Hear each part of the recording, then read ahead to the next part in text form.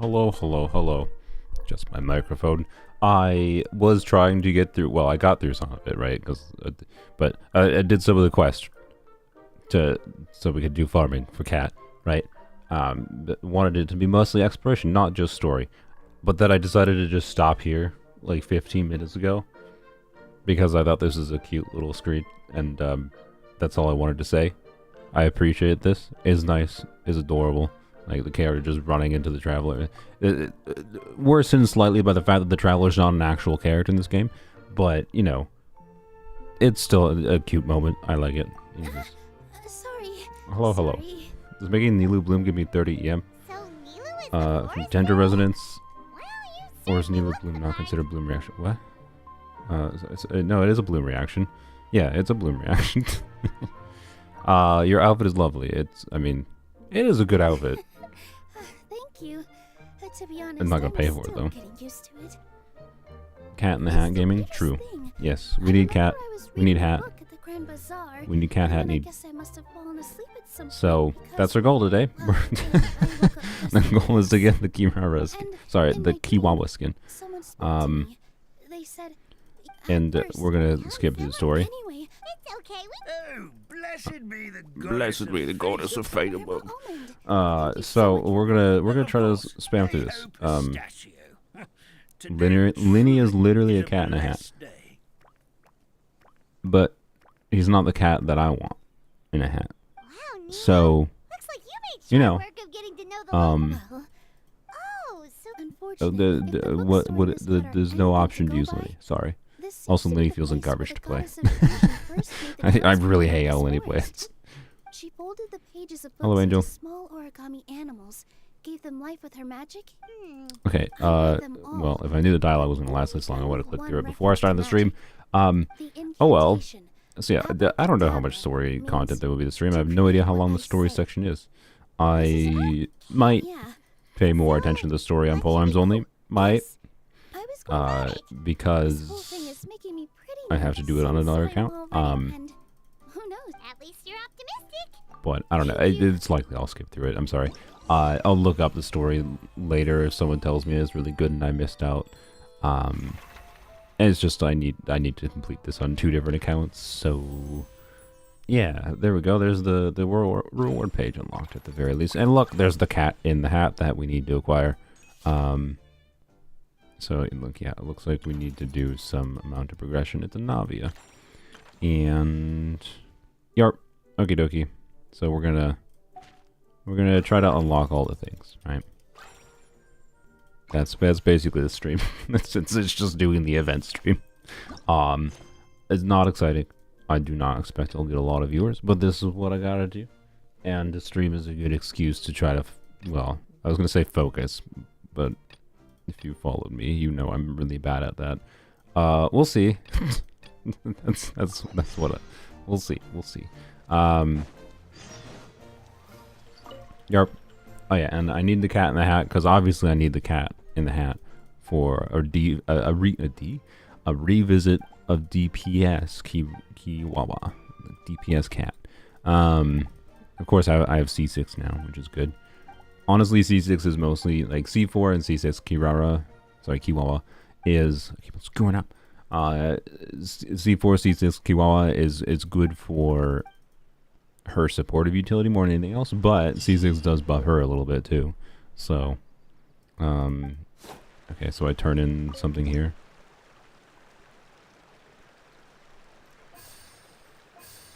Okay.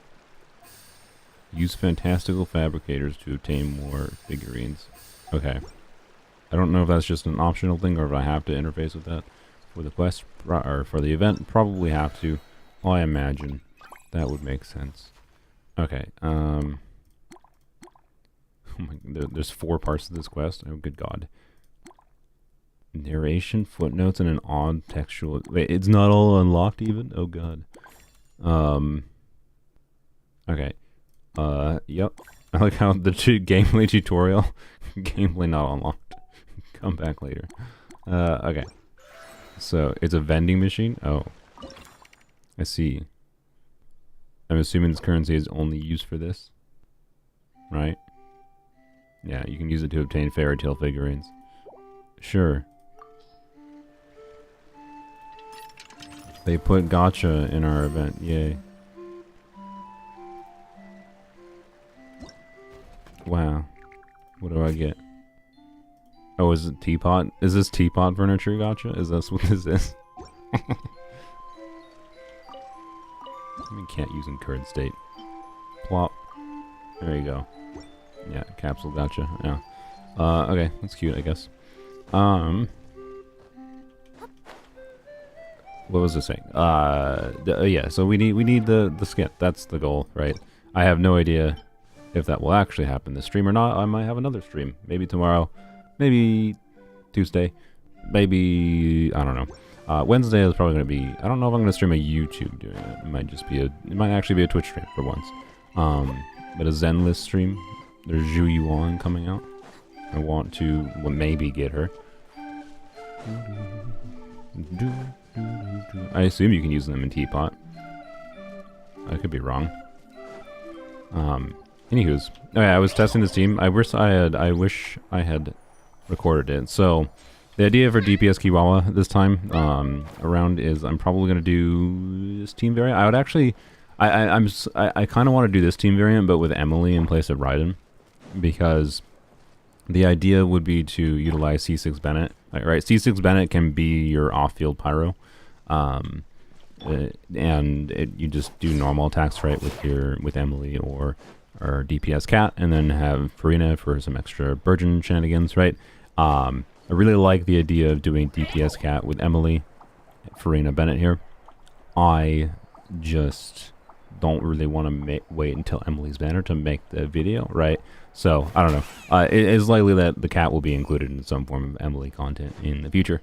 But, basically, I tested this team and I should have recorded it because, like, I did not, like, I was just doing baseline testing of, okay, I have done, like, cat box DPS Kirara, right, before. But now I have C6, and like that gave me even higher of a burst multiplier, and her burst multiplier is 1200%, right? And okay, and then C4 keeps up her makes her an off-field dendroplier, which is good for hybrid riding things. And like she doesn't have to stay on field in her box form constantly. And then, of course, all nearby party members gain 12% elemental damage bonus after she uses her skill or burst. So, the idea is, right, just do a shorter field time burst DPS focus Kiwawa. And, like, do a little bit of on-field stuff with her skill. But nothing, like, insane. And then just, use Bennett and give her a bunch of attack because she has a big fat attack multiplier. Raiden also, Raiden does her elemental burst damage bonus. I didn't realize I never had her level 9. I should do this eventually. I'll get a tiny bit more burst damage bonus by level 9ing Raiden's skill. I did not realize I didn't even level 9 it. So anyways, right, Raiden buffs Kiwawa damage a little bit.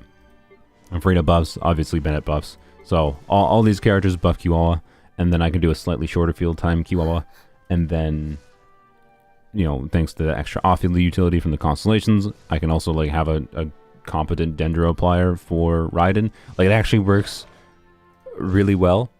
But I didn't even test it with Deepwood in the team, and I was like, what? When I saw the damage from Kirara. I was just like, wait, how am I getting that much without, like, in hindsight, it's not that surprising, right? Like, right.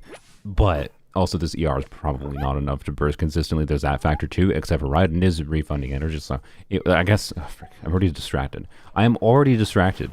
So let me just go show it quick so I can cease being distracted. This is a preview. I might not 100% stick with this team. The team realistically gets worse. Like you probably shouldn't put anyone on Deepwood in this team, or you should put Bennett on Deepwood. But I think I'll put Farina on Deepwood for the video, most likely, right? Because who the frick cares about Farina's damage? Not me. And yeah, anywho's. This is without Deepwood, right? I want to emphasize that. I was very surprised to see how much cat damage I got here. That's all I'm gonna preface this with. Bennett and cat. And we're gonna get burst damage bonus too, right? No, attack percent, that's fine too. Alright.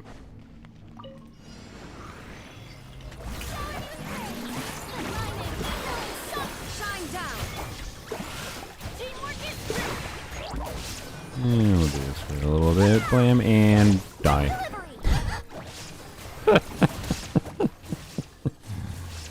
You know, there's all kinds of interesting things you can do with Kiwawa.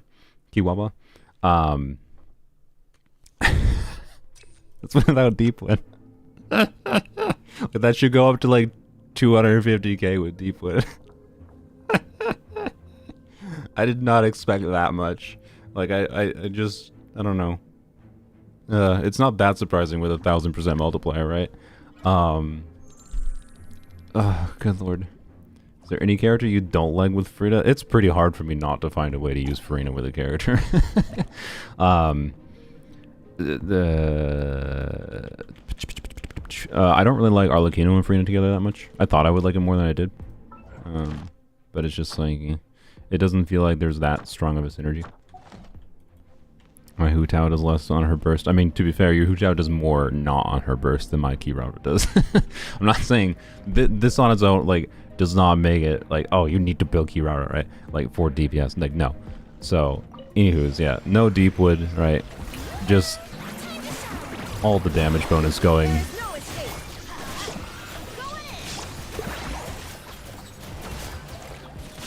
Alright, we're getting like 18k on that, alright.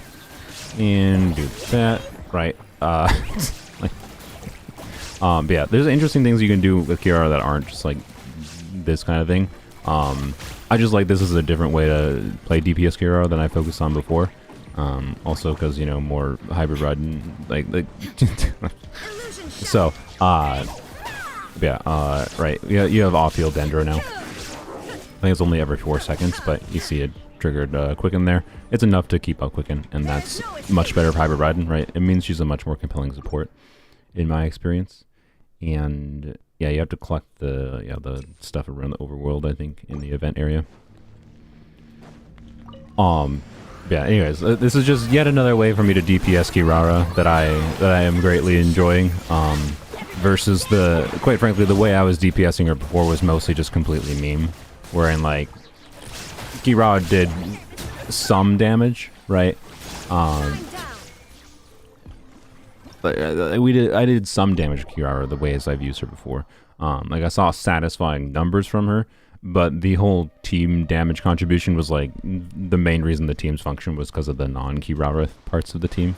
And that's obviously still a meaningfully part of the case here, but, like, a lot of the damage there was coming from Kiwawawa. So, anywho's, yeah.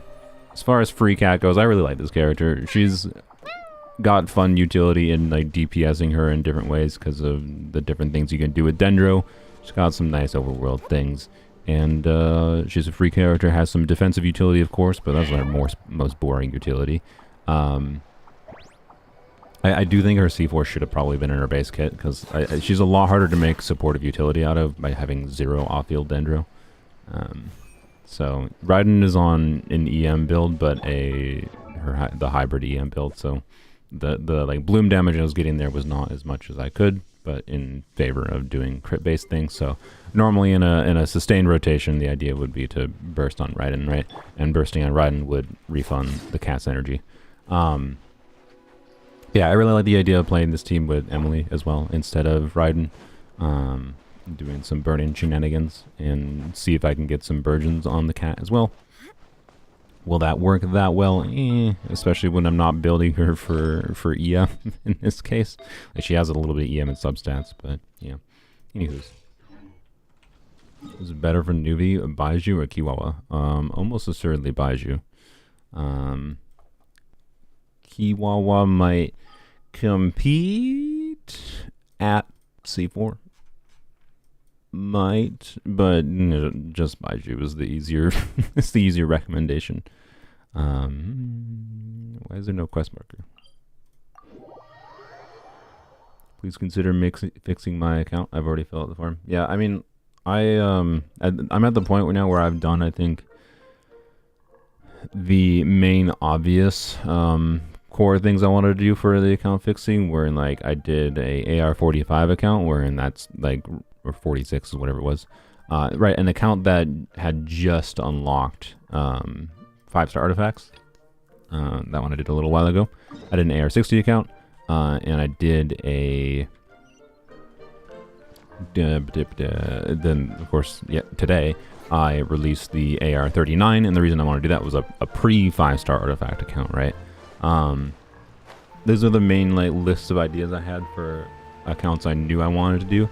At this point, I'm probably down to like, most likely what I'm going to do is I'm going to randomly select submissions, not completely random, but the baseline format, because I have thousands. Like after this video, I suspect, although I didn't plug it in the video itself, so I might have mitigated the issue slightly this time.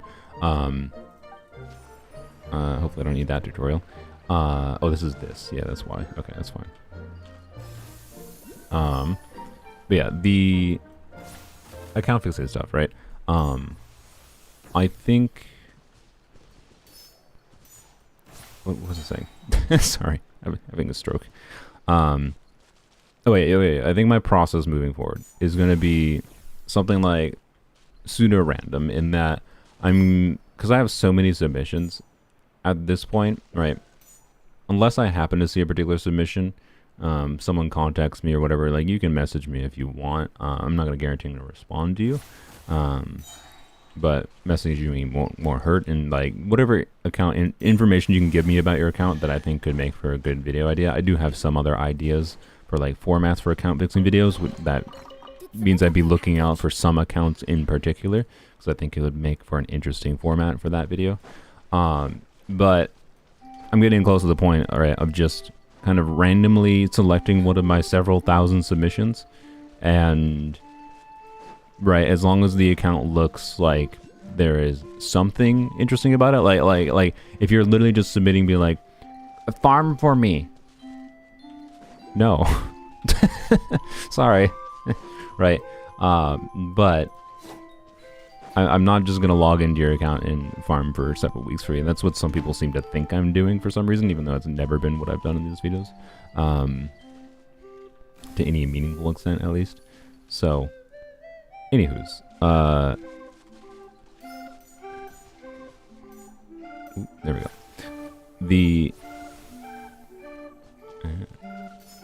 Interesting. Okay. I thought the fan was gonna do something more than just push the thing, but that's fine. Yeah, we'll see. I plan to continue making the account fixing videos. That's all I can say. So, but yeah, it's just getting to the point where, as I'm running out of specific, it's becoming harder. I shouldn't say running out of. I still definitely have some. It's becoming harder to have and find accounts that fall in line with the specific ideas, because like my process thus far has been like looking at more generalized trends of, oh, you know, I'm seeing a strangely high number of people requesting their account be fixed, and they haven't even unlocked 5-star artifacts yet. I guess I should at least make one video about those kinds of accounts, right? To show that, like, yeah, you can do more things than you might expect just by having, you know, a little bit of knowledge about how the reaction system of the game works, and that's cool. So, hello. I don't know. It's easy for me to like look at those generalized trends, right, and then do at least one video on that. But I don't want to make every single video an AR35 account fixing video, right? So we'll see. We'll see what my process is in the future. I should really try to like do one of these videos every 2 weeks, but every time I do an account fixing video, I need like a mental break from doing another one. That's why right now it's like a minimum of 3 weeks, it seems like, but my goal is to eventually get one out every 2 weeks. And then do some kind of live stream format too. So, anywho's, I was like thinking about the live stream format eventually too. Like, I don't want to like specifically tell people to like, oh, you need to spend money for like the live stream ones. But I suspect that might be what ends up happening in the long term. So like to start, I definitely will just like try to organize specific, like I'll contact people ahead of time and be like, hey, are you open to me doing like a short form account fixing and live stream? But eventually it's just gonna be so much easier. Just be like, yeah, if you really do want your account to be fixed, you don't have to send money. Like you can, there's plenty of resources you can get to help you with your account that don't require sending me money.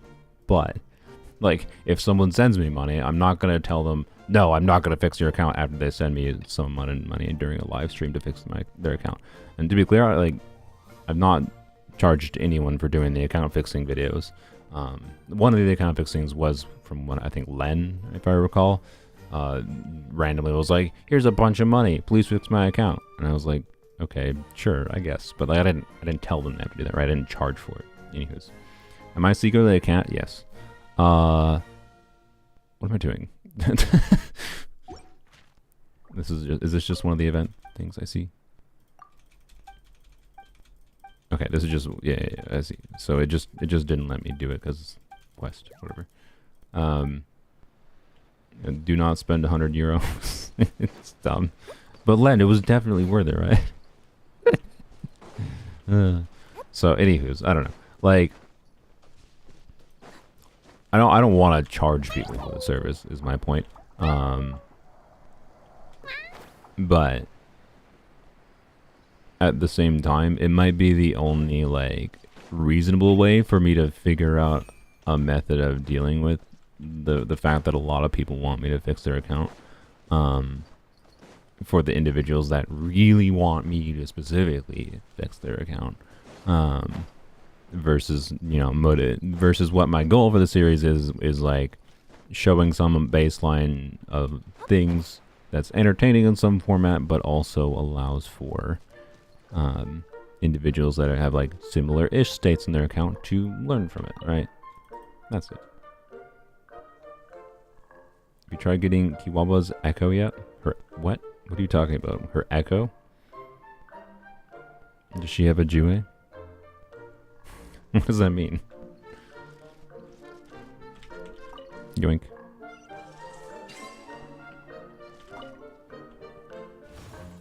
Like, do you even have to move around with this? Oh, the trail thing. Oh, yeah. Sorry. Yes, I will grab it in the video. In the DPS cat video.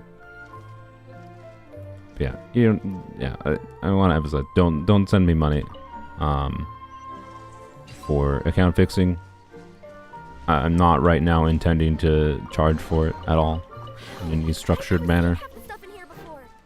But if you're really desperate, I'm not going to be like, if you're really desperate and you send me a bunch of money, be like, fix my account please, I need help. I will probably at least message you, try to work with you, even if I don't end up making a video, right? So I don't want to feel like I stole people's money if they give me money. So, anywho's. Alright. That's all. I would like to get this waypoint. It's right there. Okay. Surely cat can climb this, right? Yeah, perfect. Hello. Oh, there's a chest. Very nice. He's playing Wuthering Impact, I know. I was very confused what you meant by echoes. Are these called echoes? Oh, they're literally called echoes, apparently. Why are they called echoes? Yeah, anyways. Kiwawawa's is literally the only one I can actually get. And I am not going to level 90 another characters to get any of the other ones. Like, I would like Jeans. Jeans is cool, but I'm not going to level 90 her for it. It's stupid. It's really dumb. Yes, the whole point of this stream is to try to get her skin, which I'm being very successful at. We've made good progress. The stream is pay to win. I know. Yeah, I don't know. It's funny how little money. Like, I don't make no money on streams, particularly because of my Yomi Hollow partnership. But I don't make much money on streams, is what I would say. So they're enjoyable to do for me, particularly as a format for things that aren't just like, you know, me rambling and talking about different things that I don't think is worth making a edited video about for one reason or another. But I'm really bad at like people who are really successful with streaming are good at actively, constantly engaging the audience and manage to motivate their audience, some portion of their audience, to give them monies. And I just like have not focused on that at all. Cause like it just feels weird to me. So I don't know. Anywho's, yeah, successful streamers are entertainers, big board gamers.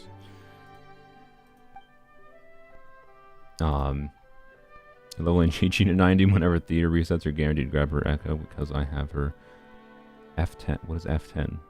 You have a fighter jet for her? And she's on a physical DPS build. I respect it. I respect it, Satan. Anywho's, I'm pretty engaging, don't worry. Well, yeah, I mean, I managed to yap constantly. My brain succeeds at that, at least. I wasn't saying I was boring people. I do think I'm successful at that, but I'm bad at the money-making portion of the business, to say the least. And I think that's fine right now. Right, I have the Yomi Hulk partnership that gives me some monies. So there's still actual monetary reason for me to do these, to be clear. It's just, you know, it's interesting in like this is how I make my living right now sense, because of the fact that I could make much more money, and that could be beneficial for like I could start simultaneously streaming on Twitch, for example, if I started to make more money such that I could justify moving out of my brother's and living on my own in a location that offers actual internet, because for some godforsaken reason this development, despite not being that old of a development area where I'm living, does not have fiber internet available, which pisses me off so much. Am I gonna be able to land on this, please? Oh no, frick. Hello. There we go. Okay. So anywho's, yeah, I appreciate everyone who joins my streams. I don't want people to feel like they need to send money. My goal would be able to, you know, make this work without having to get oodles of money directly from my viewers. But it also is it's also like one of those ways to diversify income as a content creator that can make taking risks and doing things less scary, right? If I'm less reliant on just, you know, YouTube ad revenue, if I get ad revenue from donations, from, you know, my partnerships, from sponsorships potentially, and then from ad revenue, right? Like the more sources the better as far as diversifying revenue goes. Right now I am not at a state where I'm like, yep, I could go buy a house and comfortably pay off my mortgage with the money from, like, no. No, not at that point. I'm not even close right now. But if I tried to like monetize you guys better, or I, you know, try to do more sponsorships, yada yada, I could potentially get there. I just haven't. So I don't know. It's my lucky day. I should do that because like it'd be better for my life. Adventure time. But I don't know. Screw me for not trying to bleed my audience dry, I guess. But if you see a sponsorship in the future, forgive me, I guess, because sometimes money is attractive for improving your standard of living. There is one sponsorship. I don't know that we're gonna move forward with this, but there's one sponsorship I am considering that is like, oh, it's a weird product. I'm not gonna say what it is because I don't feel like mentioning it. It's honestly, I'll just say it's not a product that I would ever consider that is worth buying for me personally. But ultimately, I don't think what they're doing is a scam. I think it's like not the right product for me. I don't think it makes sense to buy personally. But it's a product that like it's a very simple thing. They're not being skeevy with their advertising of it. Blah blah blah blah blah. And like it just Where am I going? Over here. Almost went the wrong direction. And it's just like, yeah, it just is. And like, it's one of those things where like, I could just do a sponsorship, fairly confidently know it's not gonna like be something horrible for anyone that buys it, but it's up to anyone that's like interested in it to judge whether or not it's actually worth it to them, right? And yeah, like one of the actually a funny thing I was looking at, and this has been on my mind because I was talking about it this week with my friends and looking at it after this company reached out to me. Is like, you know, that Flexi Spot sponsorship I did on the one account fixing video a little while back, and like the desk is great. I'm still using it. I like the desk.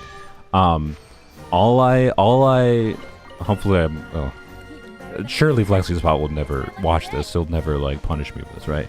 Hopefully this is not a breach of any agreement. All I got for exchange for that sponsorship was the desk. In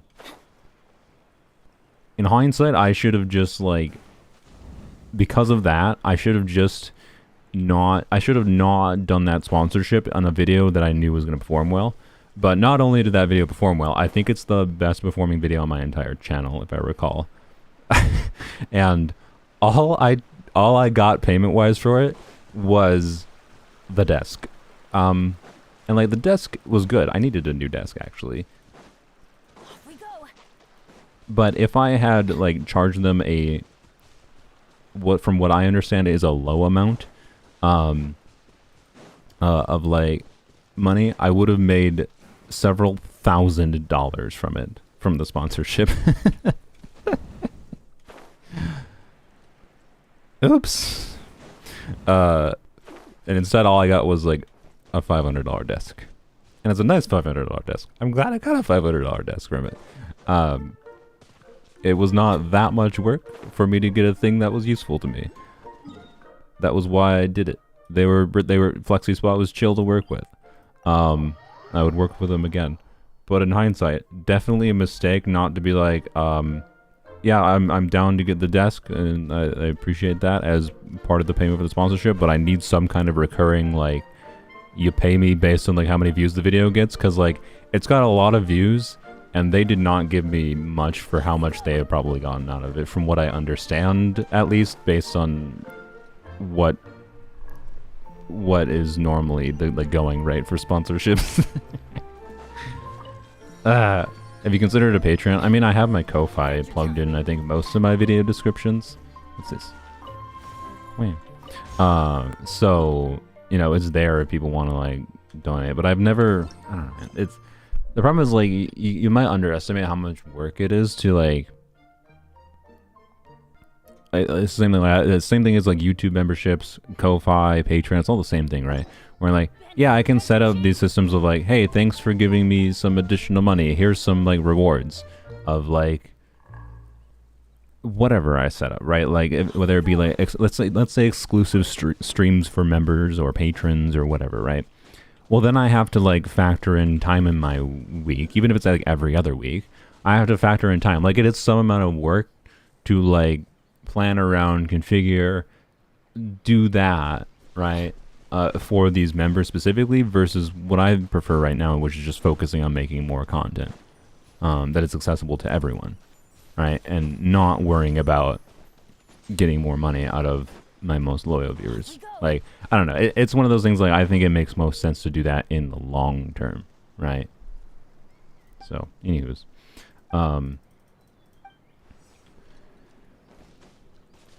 Yada yada. Point is, world works on money. That's it. Destroy targets to score points. Alright. I think I can handle this. I wish I had selected cat. It would be much better to have a flying cat here versus a flying Bennett. I feel like a flying Bennett is a hazard. I'm just saying. Anywho's. Wow. How engaging. I'll be honest, like, these parts of events is, like, very whatever to me. I didn't realize I had to hold. Okay, I got it. It's like mostly just clicking one button while the game moves for you.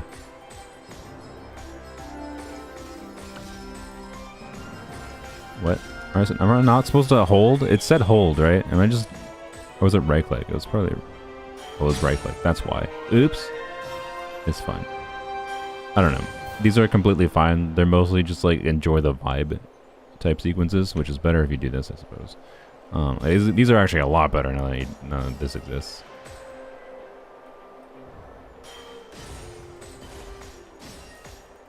But anyways,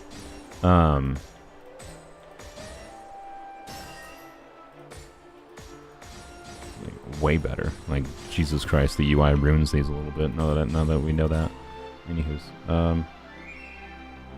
uncut or even slightly edited videos. Do you ever use like watch value for just grinding in the game, watching, listening to something? Yeah, I mean that's why I do streams like these. I think it's valuable to a certain subset of viewer, right? Just, I don't actually make much of it. That's fine. They're not valueless. Wow, that was exciting. More gacha coins. How exciting. What do I need to... Real question, though. What do I need? Rude? To unlock...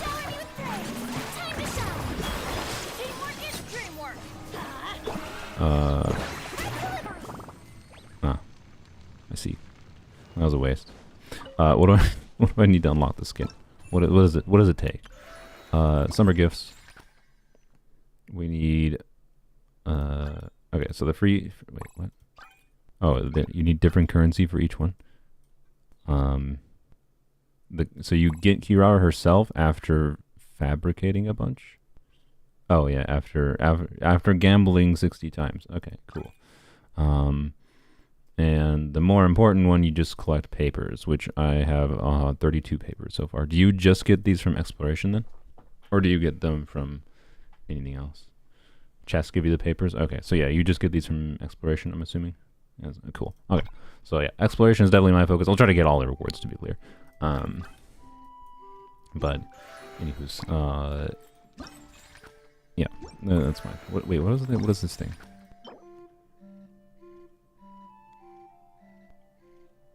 You can detect experts. Oh, I see. This is the... you've explored a little bit, and now we are going to show you where the exploration is, so you can actually finish this event in the time is allowed. Cool. That's fine. So, oh yeah, we're safe to... I forgot. Thank God. We don't have to, like, do stupidity, right? I think we're just safe because of, like... To be clear, as much as I said this is, like, a really stupidly clunky system, like, I wish they just let you, like, let resin convert to dailies. Over time, it's, like, relatively a non-issue. Which is why I was railing on how it's dumb and clunky. Because if it's a non-issue for most of the time anyways, why make it so clunky? But I can just claim stuff now instead of having to like leave it forever to try to like, oh, I need to like save these to the next day, right? Like I believe that should increase my points. Right? Right? Did it? Wait. Did it not? What was I at before? Was I thought I was at 5. It's at 5.6. I claim that. Yeah, I did. Okay, good. Thank God. Okay. Oh, and win by 1%. Okay, I just went up less than I thought I was going to. So yeah. Anyways, it's a really good thing. That they did that, like that there's not a mechanism, like because before it was basically a mechanism for punishing you for claiming the rewards all at once or for doing a bunch of exploration at once. It's good that they have implemented something to fix that. It's just weirdly clunky. So anywho's, yoink. Because like if the end result is just that functionally resin converts to dailies anyways after you do a bunch of quest and exploration, why not just make it so resin converts to dailies? That's my ultimate point. Anywho's, it's fine. It's still very much a really nice change. You're a minute behind? Oh yes, YouTube does that sometimes where you can accidentally get behind if you pause it without thinking, or it just gets behind on its own sometimes on YouTube live streams, but I don't know, it's still very nice. It's one of the big advantages of YouTube over Twitch streaming, in my opinion. ability to rewind. Because I've always has a I can't speak. I've always had a problem when I like join in on a live stream and be like, what the F are the people here talking about? Right? Like you don't have any of the context of someone that's been rambling about something for like 10 minutes, right? And on Twitch you can't do anything about that. You just like have to be like, all right, I hope I can gather the context. And then YouTube is just like, no, just rewind. Like, duh. It's like such an obvious feature. I can't believe Twitch doesn't add it. I don't know, whatever. It ruins Twitch for me, honestly, as a viewer. Not that it matters as a creator. Can I get entry? Thank you. Looks like I just hit a cat. Cat would have been fine.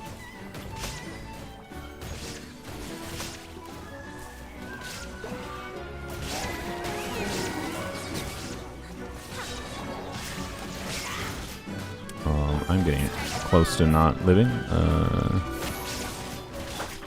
Bam. And bam. Nice. 100k without Farina buff is pretty satisfying. I should probably put Bennett on a healing build too for comfort, but it's fine. Anywho's. The long-term points basically just... Long-term points are accrued after you, or when you're doing quests and overworld like exploration stuff. After you've already completed your dailies. And to use long-term points, you have to use resin to convert your long-term points into like daily completion. So like, if you have any long-term points, that basically means you don't have to do any daily quests or whatever for the day to get your commissions done. You just use your resin and it will convert to your dailies as long as you have these. And you get these through exploration questing. All it is a method to not punish players for playing the game, which is what they were before with the previous system. It was the main complaint I had with the previous system, and I was dumb in that I was actively many times choosing to not like open up. There was times where like I would mark an area on the map that was like, oh, there's a chest that is near a teleport waypoint, right? I didn't even mean to come here, but it's fine. We need to do this anyways. So, how's your Bennett heal over 70%? Because Bennett heals in ticks, right? So you can make Bennett overheal. So if Bennett is healing 5,000 HP per tick of his healing only happens when your character is below 70%. Farina drains HP, so you're pretty often below 70%. But like you'll be below 70%, and as soon as you're below 70%, you can trigger Bennett's healing, but it will heal for whatever the total amount he heals. It doesn't stop the healing at 70%. You can only get the healing to trigger below 70%. So if 70% HP, you know, on Kiwawawawa, what is that like? I can math. That's about 14,000, right? So if Bennett is healing 5,000, I think my Bennett is not healing because he's not on his healing build right now. But if he is healing 5,000 per tick and Kiwawawawa goes to 14,000 HP, that's below 70%. Then that 5,000 per tick takes him to 19,000, right? So yeah. How much investment does DPS Cat need? I mean, oh, this tutorial, yeah. As much as you want to put into her, like, yeah, I don't know. One of like the really valuable things about Marsha Says, right, has been how good of a universal set this is for doing things like DPS Cat, right? Whatever you want to call it. If you want to call it meme builds, I don't like calling it meme builds because I honestly think it can be more valuable than you may expect the higher investment you go. It's not like the optimal way to clear content, right? But your stopping point is wherever you want the stopping point to be, right? So I do not think it's like, you need to pull Farina's weapon for DPS Cat. Like, no, of course not. But yeah, whatever your stopping point is. I do not think you need this good of a build on her, and this is not even quite a correct build if I want to burst consistently, I think, but I haven't tested this team enough to actually know. It's possible Raiden's energy refunding might actually make this amount of energy on her perfectly fine. Also, this build has 20,600 HP exactly. That's satisfying. That's obviously the point you need to stop at. It's right when you have exactly 20,600 HP. No. Yeah, just call it off meta or whatever. Yeah, I don't know. Whatever you want to call it. I think meta is like the incorrect focus in the first place because, like, I don't know, the meta of Genshin is so situational. It's so context dependent that it's just like it doesn't even matter.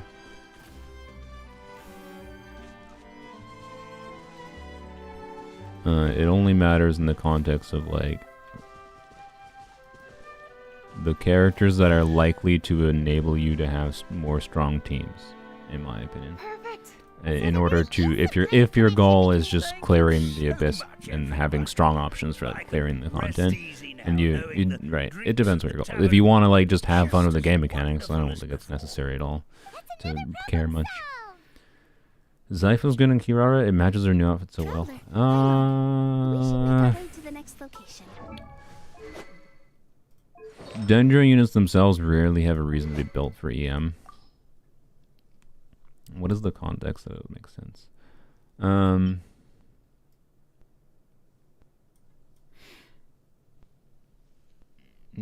I was gonna say, I don't know. If only like, if you could use an anima unit with with Nilu, you could do like double Hydro Nilu plus Kirara plus on on Zyphos, and then like an anima unit like Kazuha could like help you group the balls that Kirara's burst spawns, which would be additional Dendro application. I don't know, like something like a Nilu team though, where you would actually have reason to build her EM could be relevant. Outside of that, it'd be like maybe some shenanigans, like unironically, if like doing what I suggested earlier, doing Emily in place of Raiden here, using C6 Bennett to give an infusion to Kirara, gives more value to EM on her in that you'd be triggering some Burgeons in conjunction with Farina and then the Dendro, of course, from both Emily and Kirara. And like you could do an on-field Burgeon team where you're also getting some decent multiplier damage from Kirara, hopefully, maybe. But like Zephos doesn't give any crit or attack percent. It's just ER. 1 second. I'm streaming right now. Okay. So anyways, yeah, I don't know, it's not a terrible option for her, in some contexts, but, yeah.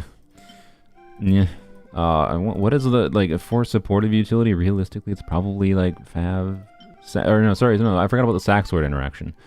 Sack Sword is the most compelling option for her, on, like, a baseline shielding supportive utility level, because she has this interesting thing where her shield damage absorption is 20% of her HP plus whatever, but if you read her stuff here, basically, her shield has some carryover HP. So if her shield isn't dead by the time you do her next shield, you will get a higher absorption shield, so it carries over some of its HP. So Sack Sword giving you 2 skills, you can do skill 1 and then skill 2 will give you this 30% HP shield. So Sack Sword, I believe, is the most common utility. If you have like the HP swords, of course, they are an option as well. I've never seen half the stuff in here before. What do you think about Tighnari and Emily? Tighnari basically does nothing without, I shouldn't say nothing. I don't know. I've never actually done it. Well, welcome to the distraction part of the stream. Let's go here. We gotta farm Navi as boss anyways. Fairly sure the shield stacking thing works with hold skill. Oh, does it? I thought you needed Sack Sword to max it. Let me reread. I don't use Kirara as a shielder, so forgive me if I got that wrong. Hold out of her desire. She deploys a shield identical to the one she created while pressing. She will also curl up, and then urgent Echo Parcel. Duration ends or is used that deals some damage, and last 10 seconds. Sprinting will cancel early. Remaining damage of absorption of the shield's damage absorption will be based on her HP. Will not exceed the remaining damage absorption. Will stack on a new one when it's created, and its duration will be reset. Yeah, I think you have to use Sack. Oh, is there Ascension 1? Oh, that's why. The max each stack of reinforced packaging will create one. I see. There you go. That's why. Okay, never mind. Okay, I lied. And then, yeah, I guess for pure supportive utility, that's kind of whatever then. So, yeah, I don't know. They should be not dicks and, like, you know, make an attack percent polearm that's a craftable weapon, make an HP sword that's a craftable weapon, or even better, make it a 3-star weapon, Mahoyo. You could be brave and do that. I believe in you. But, yeah. I don't know, she doesn't have the greatest weapon options other than just, you know, your generic Fabj options. So, yeah, I don't know. DPS cat. Do that instead. Actually, I didn't even think about this weapon. I think like if you want, this is obviously a battle pass weapon, but I don't know. Like if you're doing something like I'm doing with DPS cat, this actually does benefit her completely. So, yeah. Yeah, thank God Fab is so good looking. True. Anywho's. Cat is crowned? Of course. Of course Cat is crowned. How could I not crown Cat? She's been crowned for a long time. I've been doing DPS Cat for a while. It's just one of my favorite DPS 4-star or whatever characters. Have you tried Kiwawawawa Nilu Bloom Driver? No, because like Dendro is not normally the drive. You like, have underlying Dendro. I forgot to switch my character for the thing we were gonna test. So anyways. Not even triple crown. With what frickin' resources? It is so stupid. I'm sorry. Like if you want a triple crown, I get it. Like I've triple crowned a smattering of characters, right? But like resource wise, it's really bad to triple crown. like this is the state of my account. You know, like 3 million more AR60 for like freaking getting on. I'm getting on to being AR60 for almost a year here. I've gotten lots of more over time, but I'm still low on more. Still low on heroes wits. That's because I'm leveling lots of characters, right? So if you're doing anything like I'm doing, and you know, it is generally speaking more valuable to level up more characters than less. You need lots of those resources. You don't want to just dump all of them into one character. So like, I'm a fan of crowning characters you really love for the talents that are relevant on them. I'm no stranger to crowning things. It's just like triple crowning specifically is generally a waste. Almost always. This was, good God, was this a waste? Yeah. Dia, like I don't even know about, like I really love Dia. I might triple crown her eventually. Might. But like I've already ate 10 tenders. Do I need to go further? I don't know, right? So, like, I don't know if there's a character in the game that actually makes sense to triple crown.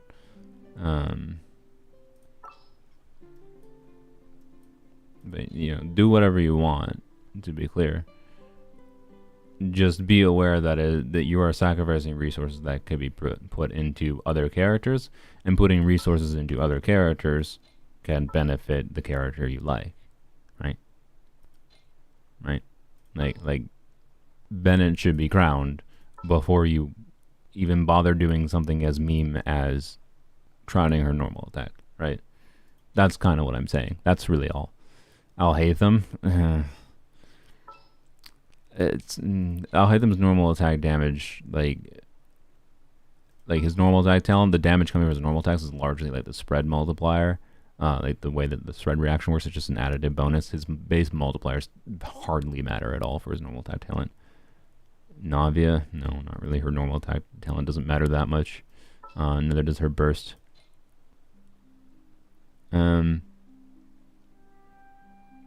Chi triple crown, true.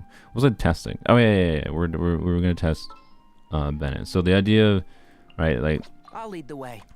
The potential options for Tignari and Emily to work together,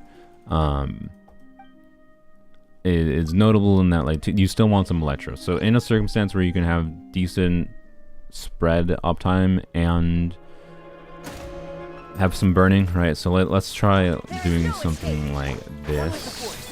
Of course, I don't have energy back in Bennett. Oops. Oops. All right. Hopefully. Okay. All right. If you do something like this, and I don't know. Actually, we don't have off-field pyro going right here, so this is a bad example. But right. Yeah, I got. This is a terrible thing. But, you know, you see how much damage Tignari got there? This is a very, very good Tignari build, right? I didn't trigger spread there. That's the notable thing. This is a very good Tignari build, and I got like this is an overworld boss. I got a tiny little pittance of damage on him. Like, he really wants Electro. So, in the circumstance where you can find a team that has the right mix of off-field pyro, and an Electrine, right? So you're doing Tignari, Emily, some off-field pyro, which is probably the Pyro Archon. So, you know, kind of doesn't exist right now. There might be something to make Emily Tignari work. I wouldn't pull for Emily specifically for any Tignari Emily synergy, though. Hopefully the game is nice to me and gives me 3 drops again, because I think I only need 32, and then I'm done with Navia boss drops farming. So, anywho's. Nuviolette? No. Nuviolette's skill and burst talent barely matter. Is there a character in the game that makes sense to triple crown?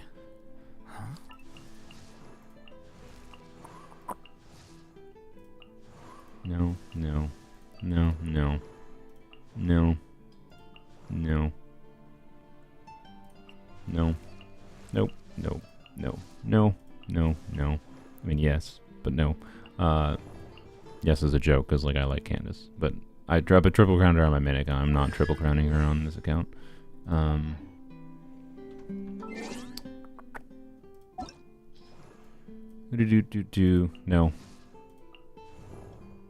No, I don't think her normal. No, her normal type talent doesn't matter.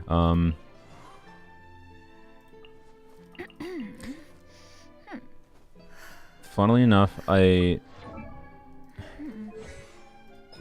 she's not worth triple crowning. No. Okay, I was gonna say maybe in the context of specifically if you really, because like I think plunge DPS Cloud is one of the more compelling characters to do plunge DPS on, because of the fact that normally if you want to do like maximize plunge DPS for like plunge damage, if you want to do like plunge Sucrose, right, you have to use Cloud Retainer in the team, and you're doing Cloud Retainer like Farina, Bennett, Shunyun. But you can do Shunyun as the plunge DPS herself and do Shunyun, Bennett, Farina, and then have a flex slot for another off-field. That makes her being a lot more compelling of a plunge DPS, in my opinion. And her skill is relevant to level up in that context. Her normal attack talent is relevant to level up in that context. But her burst is only relevant really for the healing. So even, and like you probably don't need her burst to level 10, right? So like still no. So no. I'm going them in order. Hemos. Yeah, I don't think it's really that worth it to level this talent, because this just was one instance of damage, right? So no for Gaming. Nope. I mean, she can literally be very useful with not a single level talent. No. Versus normal attack talent is not relevant enough. Normal attack talent is not relevant. Oh, this is. I'll try to like note here the characters that do have abilities that are like abilities that are worth crowning. There's not even that many abilities that are worth crowning at all on like a relatively universal sense. But there are some abilities that I think are actually worth crowning eventually, if you intend to actually make use of this character. Because like crowning on Farina's burst is so beneficial to many other characters. Like it's what lets you get the maximum damage bonus out of her, right? So like that has benefit not to just Farina's damage, has benefit to many characters' damage. Anyone you pair with Farina gets some damage out of Farina's burst being crowned. So you have a lot more value out of one crown right? One dumping of resources that's really expensive, a bunch of resin costs, whatever. It's much more worth it to crown those, you know, supportive abilities that benefit many characters rather than one. Charlotte, no. Risley, no, I don't think so. I mean,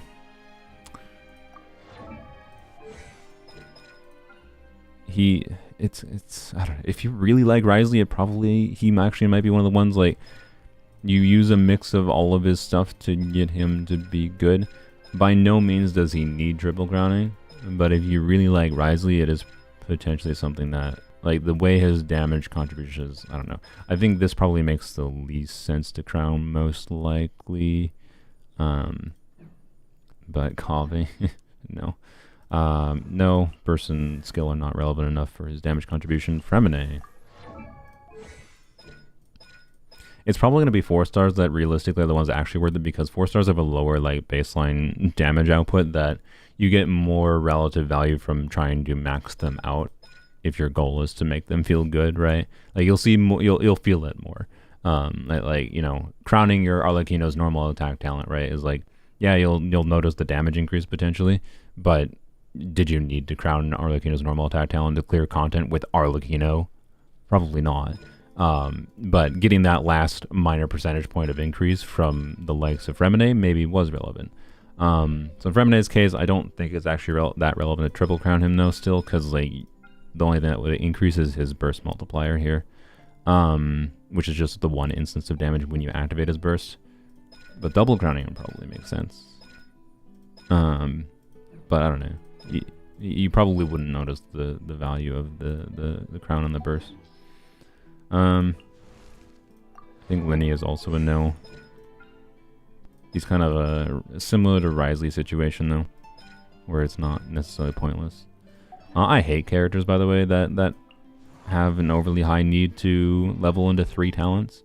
It's really awful. It significantly increases their cost to invest in them. I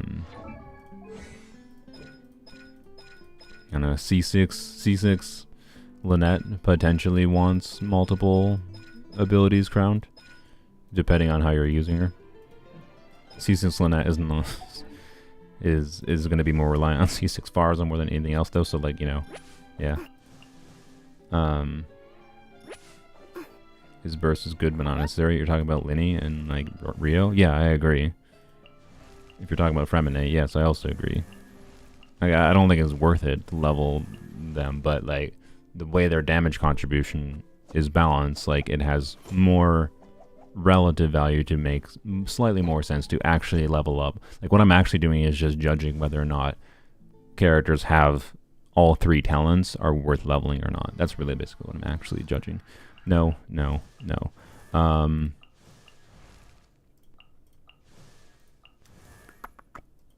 I mean, okay, technically, you get burst damage bonus. You get Dendro core damage bonus if you're using him that way. And you have to use his skill. Like, technically, you know, technically, he does want kind of all of his talents leveled a little bit. But trust me, it won't make a difference. That will not be the difference maker.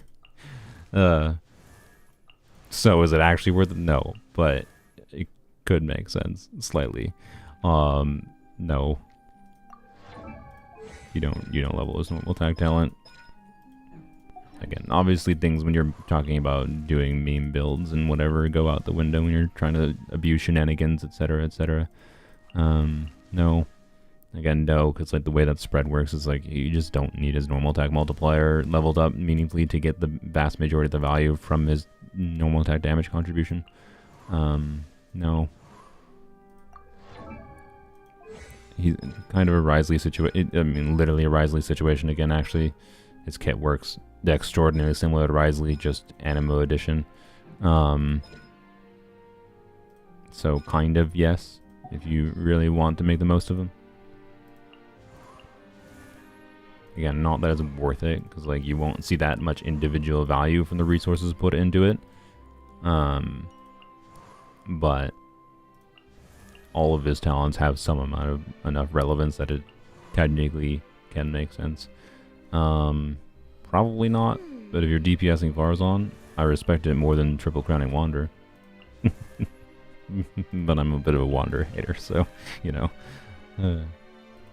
It's far more fun to me to DPS Farazan than it is to DPS Wander. Just saying. Wander's best location is the toilet. Where he can make all of his groaning sounds to his content, because groaning sounds is the only acceptable location for Wander noises. No. Oh, I gotta do Animo Goblet, by the way, for not necessarily just Farazan, but for any Animo DPS. No. She's another one that can have level 1 talents. You don't need, it's one of the benefits of Nilu. She does have a little bit higher cost than needing to be level 90, or very much wanting to be level 90. But no talent, no actual need for her normal playstyle to invest in her talents. Makes her potentially a lower cost unit to put resources into. Wander is a Farazan driver, true. No. Wait, do you?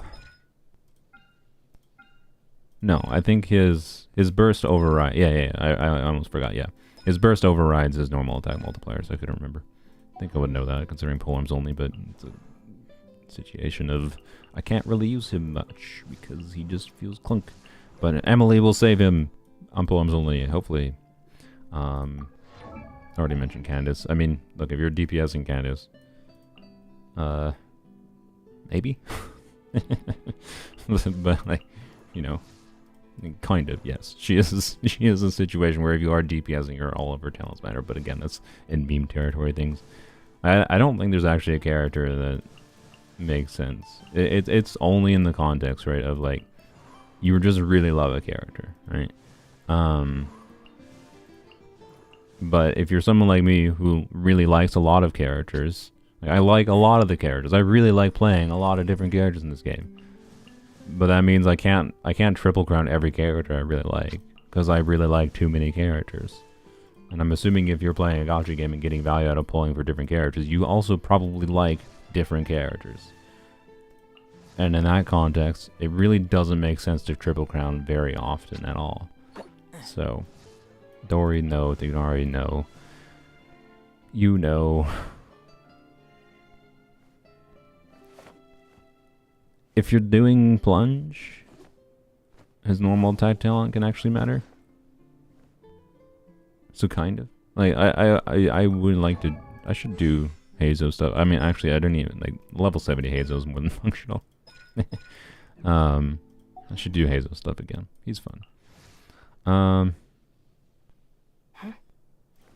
Yeah, it is more of a statement of dedication. But my point is like, what do you? You're just like doing that for the one time you post it on social media, and someone goes like, "Nice." That's why you're triple crowning. Like, I do respect it. I respect the dedication in any character. I'm just saying, do it within reason, right? I've seen some people that like put way too many resources into talents past what actually makes sense. It's kind of what I feel. So, anyways, no,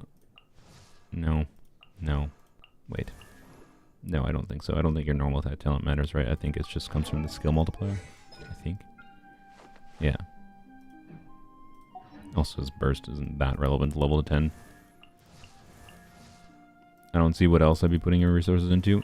I unironically think it makes sense to diversify your artifact library far more than it makes sense to crown.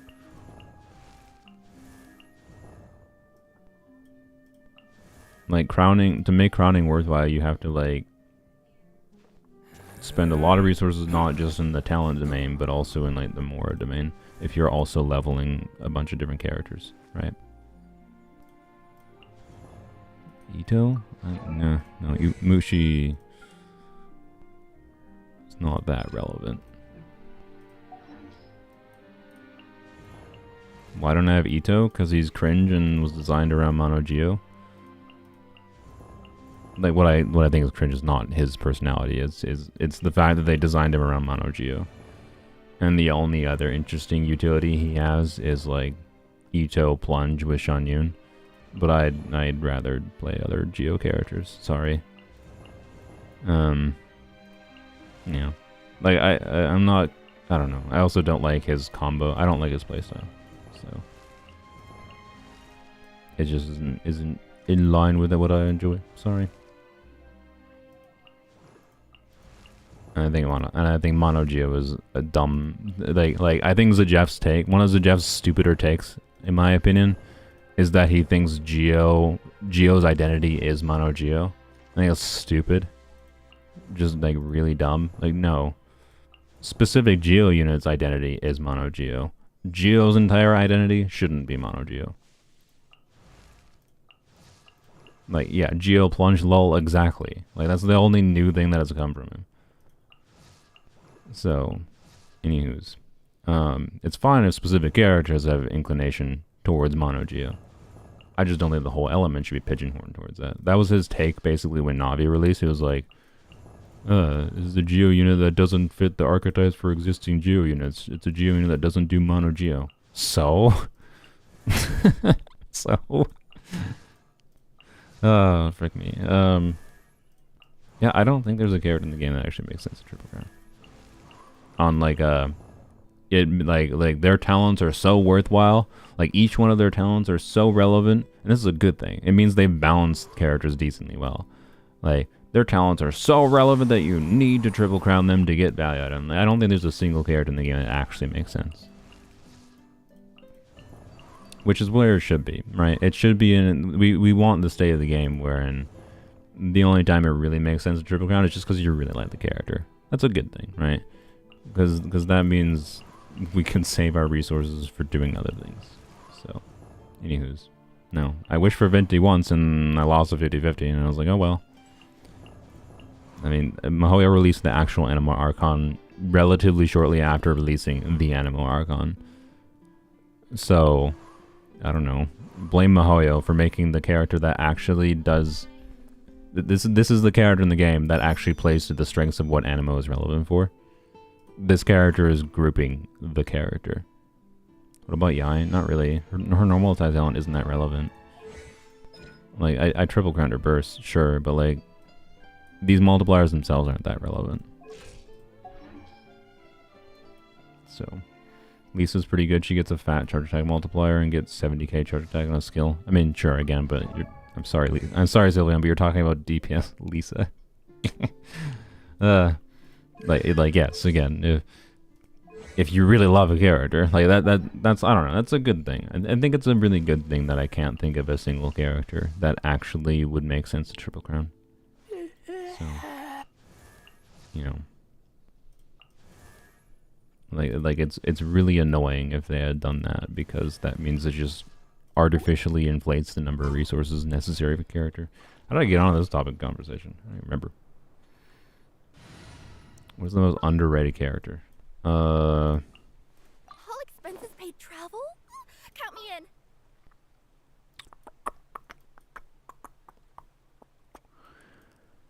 I think it depends on the context in which you're operating within. I think Yoon Jin is underrated a bit because of how a lot of players play this game. Like, I think there's a very large amount of the player base that just... they play the game by this. This is what they do. Right? And in that context, Yoon does a lot. But she's a little annoying to build.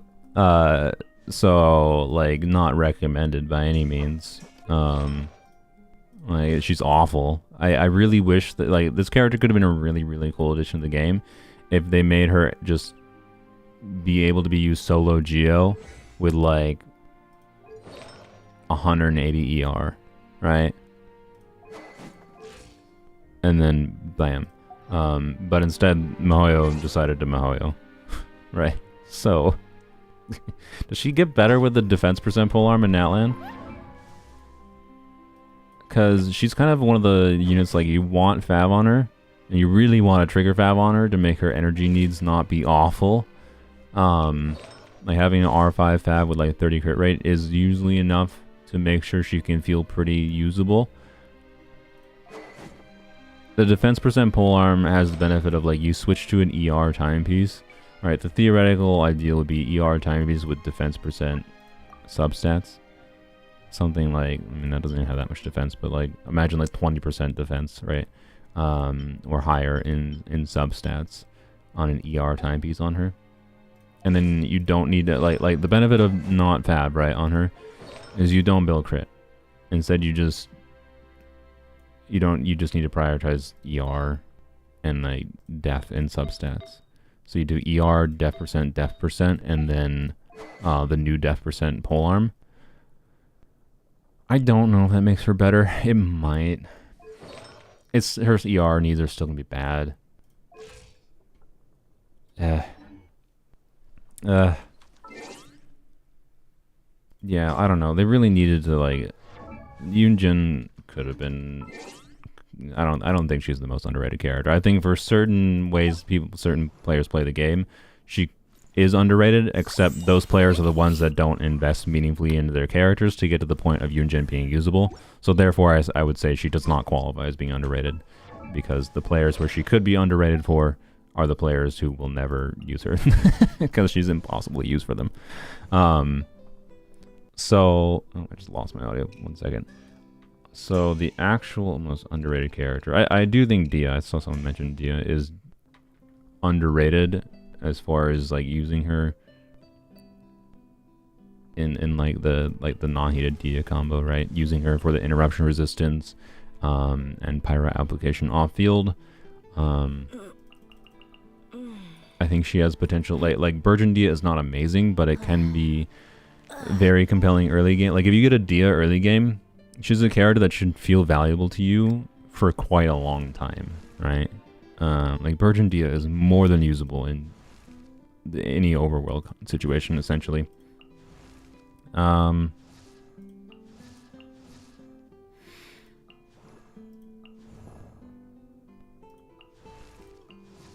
Dia was bad before she was standard banner. Now that she's a bit more accessible, she's improved. Yeah, kind of. I mean, as soon as we learned she was standard banner, her whole kit made actual sense.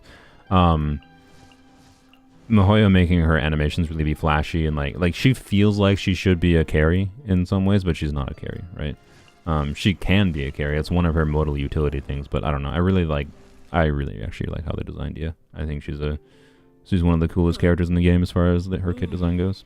I am not joking. I created another. I do think Candace is underrated, except she should have had C6 in her base kit, right? Like all the characters that I think are underrated because like if Candace had C6 in her base kit, like her damage doesn't even, like she doesn't even need to deal meaningful damage. It's not because of the damage. I want to emphasize that.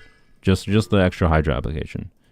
I think people would have loved this character. It would be like the player base would have been like, "Holy crap, Mihoyo! Thank you for releasing another 4-star Hydro." Like when one problem this game has is how they just keep on releasing freaking 5-star Hydros, and like we have Barbara and Singjo and Candace.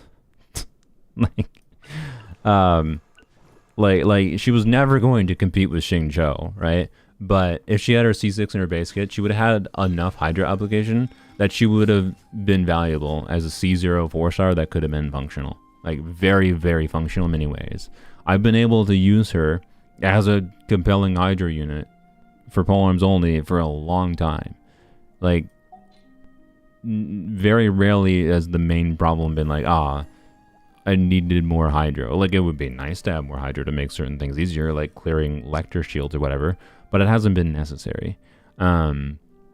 I don't know, and that's telling of like she can do a lot of functional things. Like she can enable Arlecchino to vape consistently.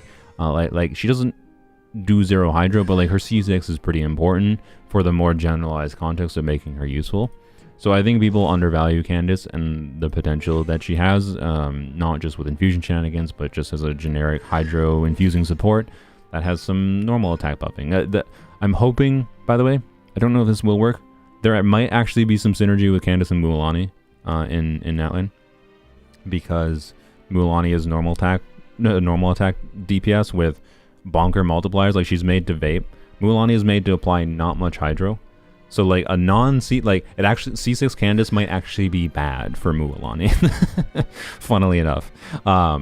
So basically it's just getting that normal attack damage bonus and having short field time, giving Hydro Resonance, not much Hydro, so that means you can still get away with just a decent, like because the goal of Mulaney is you need enough Pyro to vape consistently, but she doesn't apply so much Hydro that you need a ton of Pyro.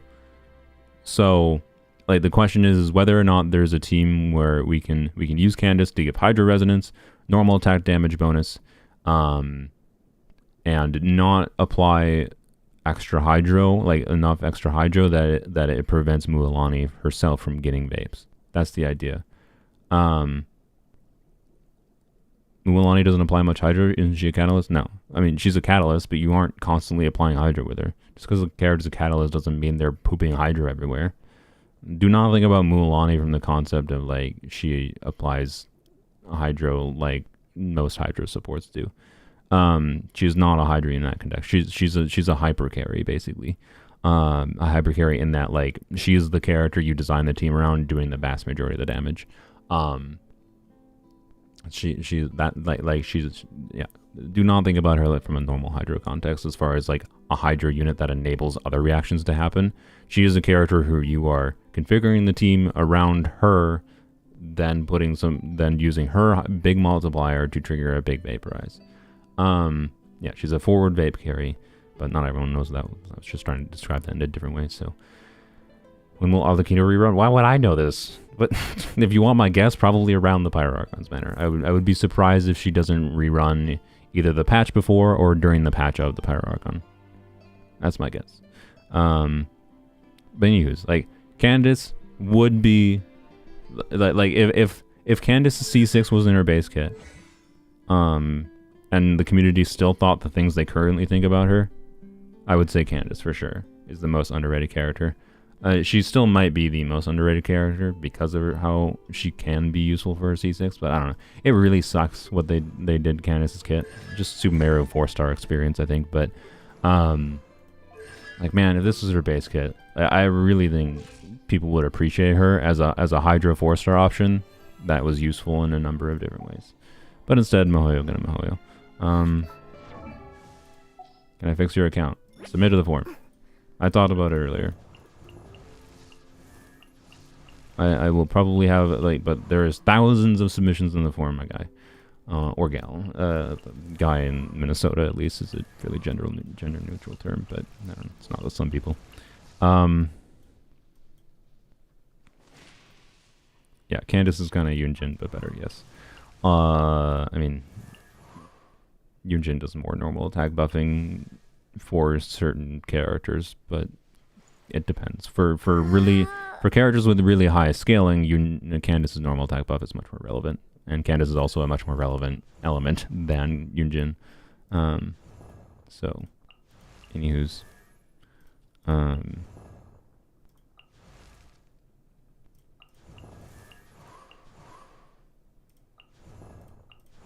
underrated characters. Sucrose, I think people underrate. Like, like if you can look up usage statistics for characters in Abyss. Sucrose is one of the characters. Like, what is the usage rate for characters in this current Abyss cycle? Let me look it up. I forgot what site it is that does this. Character usage rate Genshin. I want to see what the like 4.7 Abyss was. Spiralabyss.org. I see. Okay. What the frick? Why is this Genshin version 2.7? What? Oh wait, no. This is the site. Is what? Is this? Oh, this is just an old site, I think. Yeah, this site is just very out of date. Okay. What is the up-to-date site? I'm trying to find it. Where do these numbers come from?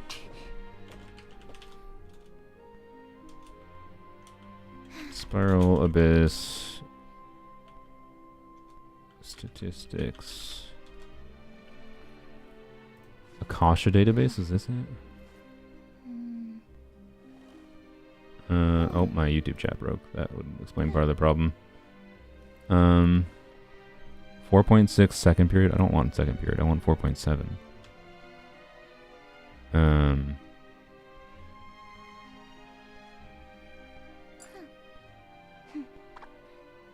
The Q auto target on Sucrose kills you. You don't need Sucrose Q for her to be relevant. You're overvaluing Sucrose's burst. Like, it's nice to have it as additional grouping, but it isn't like the least important part of her kit. But the auto targeting is awful in Genshin a lot of times. To be clear, I get what the struggle is, but okay. So this is the 4.6 second period abyss, which means not the most recent abyss cycle, which is what I would be more curious about usage stats for, because this current abyss cycle is much harder, which pushes people towards like more meta strong teams in order to deal with the content, right? So let me show this on the screen. We'll use this as the baseline. There we go. For like characters that are probably underrated. So we're looking at the boss. So Sucrose is at like 3%, which is like absurdly low, because like the difference between Sucrose and Kazuha is not that significant. Like Sucrose and Kazuha, Sucrose can be situationally better than him. So like there should not be that much difference basically, but anywho's, with Tolma being up there, I'm proud of you, Tolma. Also Fischl being 20% is comical, like absolutely comically low. Fischl, quite frankly, I do think is like, I think she's better than Xiangling, substantially so. I think she is better than Xingqiu. I think she competes with Bennett. Like, Fischl should be here. I don't remember what this abyss was. Maybe this abyss was weirdly punishing for Electro. I don't remember. But like, yeah. Like for Fischl being someone that like, for Spiral Abyss taking more investment to get value out of long term, so does Xiangling, right? Like, I would argue she's below. Like, I don't know. As far as like characters that should be higher, Fischl should be higher. I don't know. Whoops. What did I just freaking click on? Yeah, Razor was 0%. Nice. Barbara is actually probably the most underrated character of the list here, realistically. And the reasoning is because she's a Hydro. Like, how does Kave have more use than Barbara when Barbara is a like look, Farina, look at the number one character on this list. Farina. What does Farina want? What does Farina need to get value? Team wide healing. Barbara. Like, that inherently should actually bring up Barbara's numbers significantly. And then at a baseline, Barbara applies some Hydro. Like, and she's a free character. Is she annoying as a little butt to use because of no energy generation and the fact that she freezes herself if Cryo dares to exist? Or your other character? Yeah, it's really annoying. But like, 0% usage? Like, really? So I guess Barbara is based on these numbers, Barbara is the most underutilized character in the game.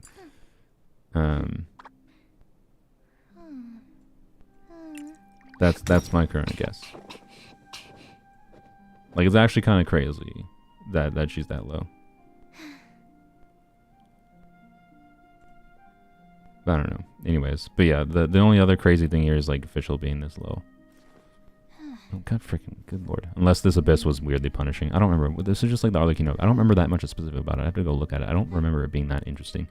It was a just decently well balanced abyss that let you try different things, and I don't know. It was just fine. I think.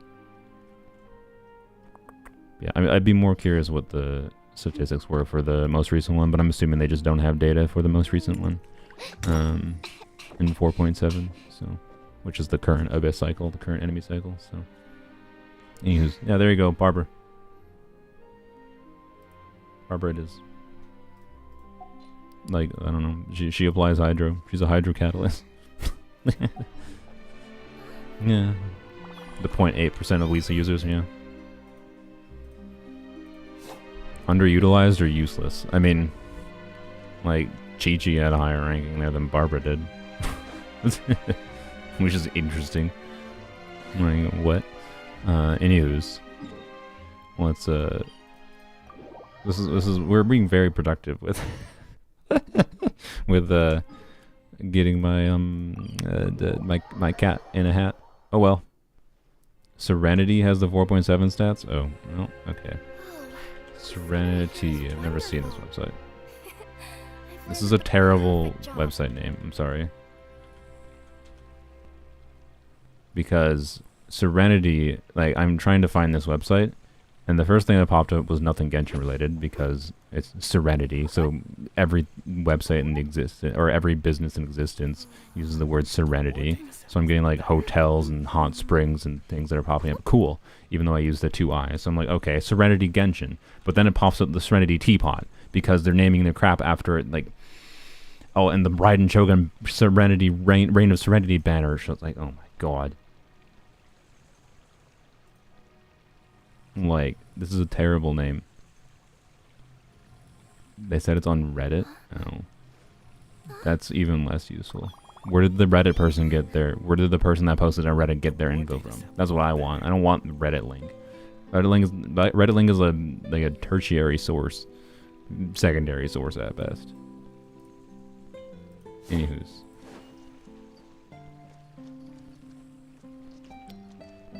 Oh, I was roasting someone? Wait, I didn't mean to do that. I thought it was like a website name. I'm sorry. I wasn't... I was roasting it in the context of... I was roasting it in the context of, like, they were trying to be a service that was, like, accessible and, like, easy to find, right? That's what I was roasting. I didn't realize it was an individual's name. Like, that's why. So, yeah, sorry. I definitely thought, like, that was just a service I hadn't heard of that tracked things. It's not backtracking. I'm just, like, reestablishing the context of what I was thinking. I didn't know that they were referencing a person. Like, a person's name. I thought they were referencing the name of a website or, like, a business or whatever you want to call it.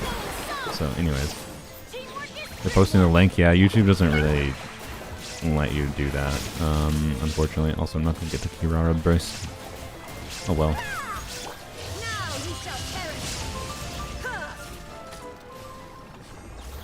Please give me 3.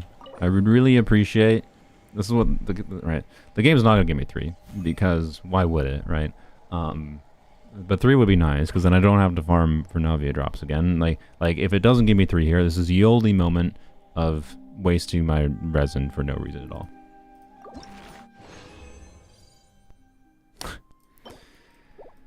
Fuck. You, game. Cool.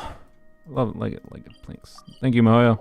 I know they're increasing the drops in world level 9 to 3 to 4 drops per 40 resin.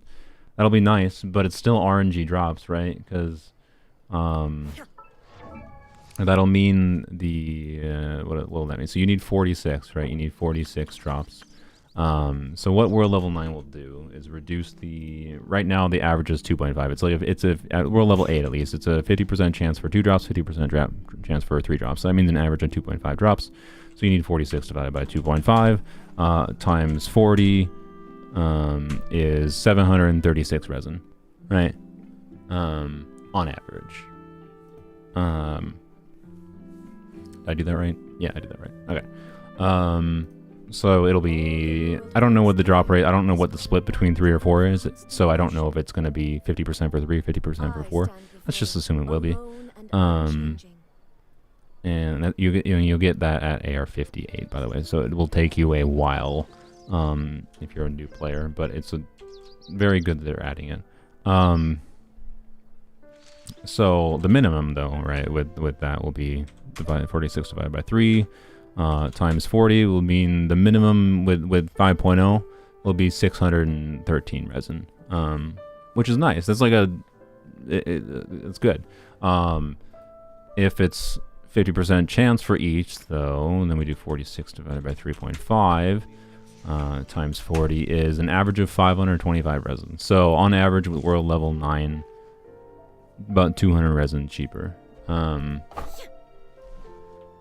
which is good. Your message is not showing up, then I don't. If you're using any kind of link, YouTube doesn't like you.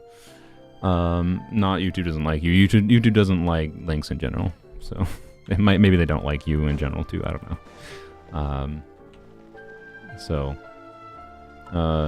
Yes, this is not the same Raiden build because it's a different account. I don't have the same exact artifacts, but it is a hybrid Raiden build. Yes, this hybrid Raiden build on my main account though has less EM than my one in poems only, which I think is actually the correct decision on a normal account because I have more sources for getting EM buffs than I do on poems only. That makes sense at least. So, anywho's.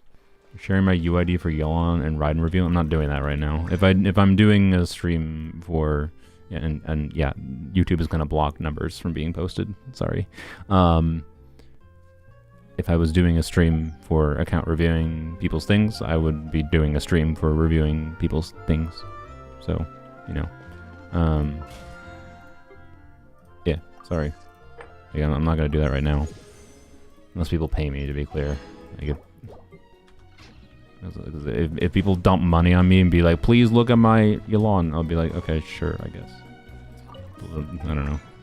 AR-50A is about 1 year play. Yeah, that seems approximately accurate. Anywho's,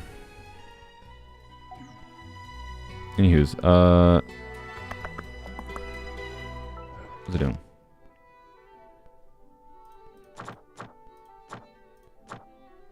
I'm not saying give me money, to be clear. I'm just saying I'd feel like a dick for saying no if you gave me money. What am I doing? Yarp. Thank you. So yeah, I don't know. I just want there not to be RNG drops, right? Because that's what pisses me off. Is we're gonna have like the same situation essentially, because 46 is not divisible by 3. So what's gonna happen is like I'm gonna get, you know, 5 farmings will be 4 drops, so that'll be 20, right?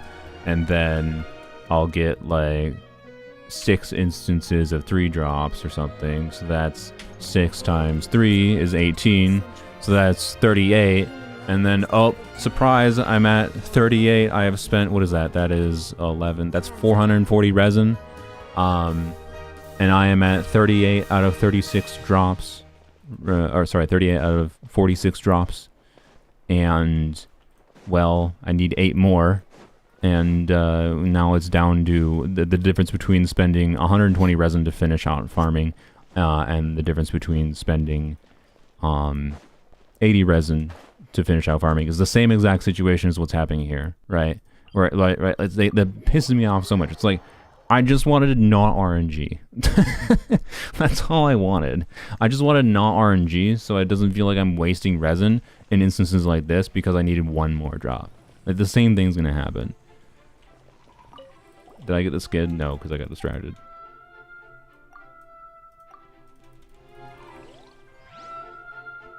But anywho, it's good. It's an improvement. I'm glad because it means I can do more with my resin. It means like I can, at world level 9, I'll be able to level up more characters than I was before.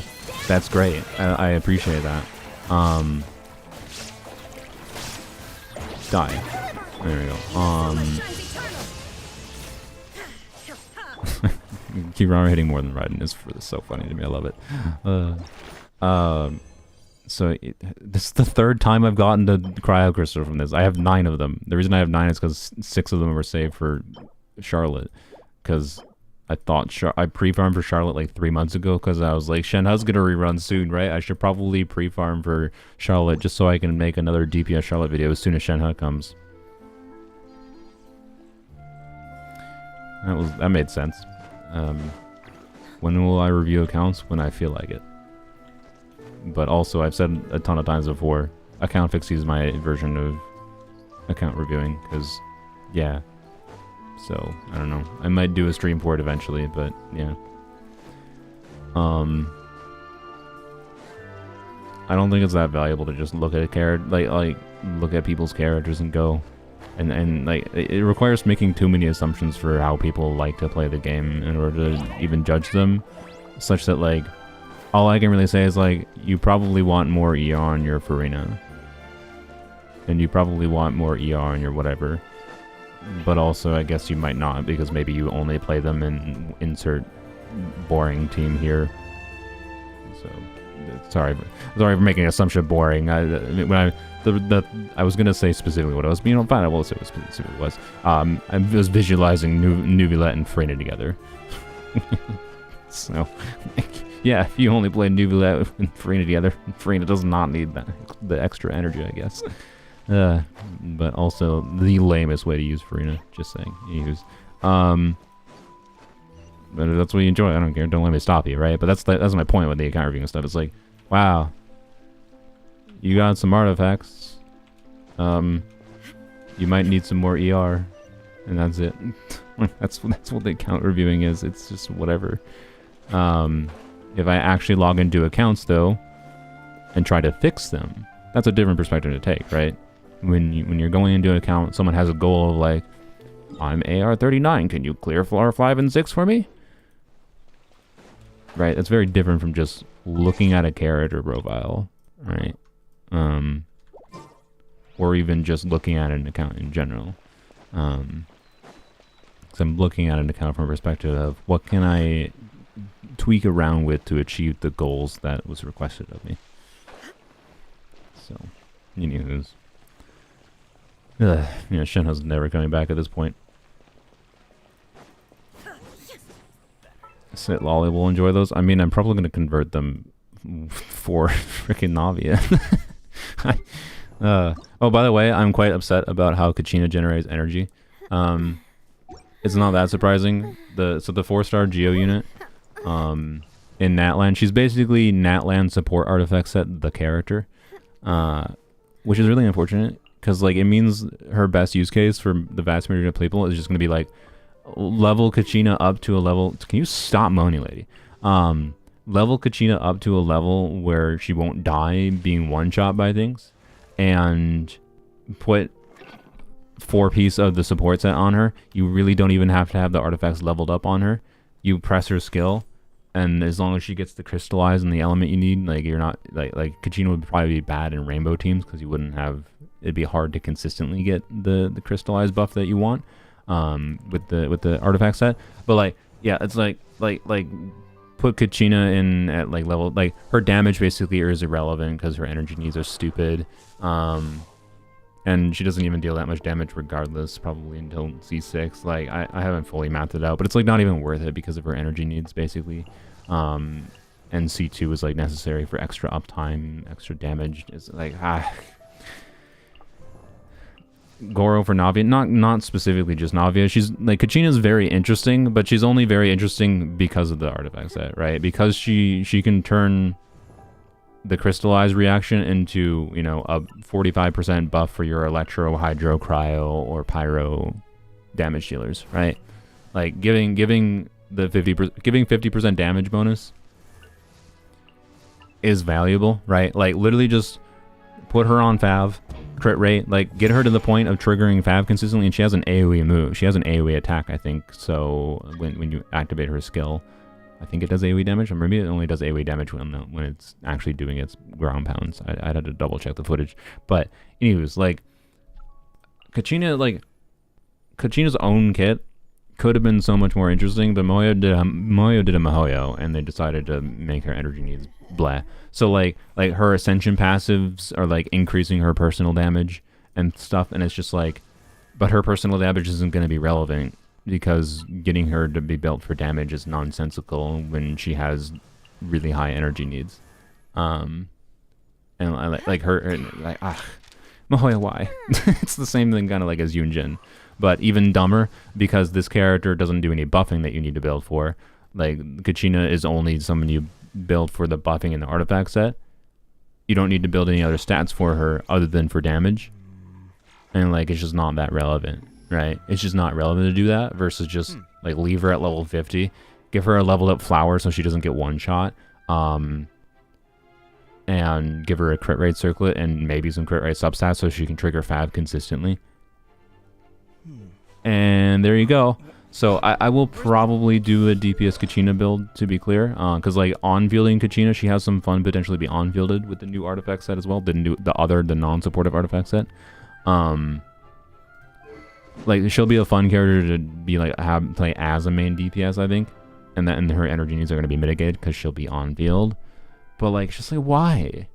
What like she's honestly like reads through like if a new player plays the game and like understands and learns some things about, oh, she's a defense scaling character, she can do some decent off-field damage, and be like, oh sweet, I'll build her for defense, and like you invest a bunch in her and then she just does like nothing because ER. Why?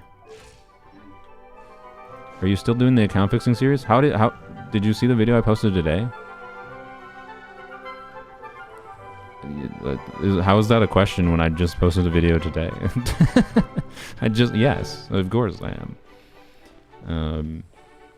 Anywho's, how can I farm artifacts efficiently for so many characters? Go watch the Sevi video. Actually, you know what? I'll just post it in YouTube chat. If you want any really meaningful takeaway from that, if you want to not watch my my video at all, let me find it quick. 1 second.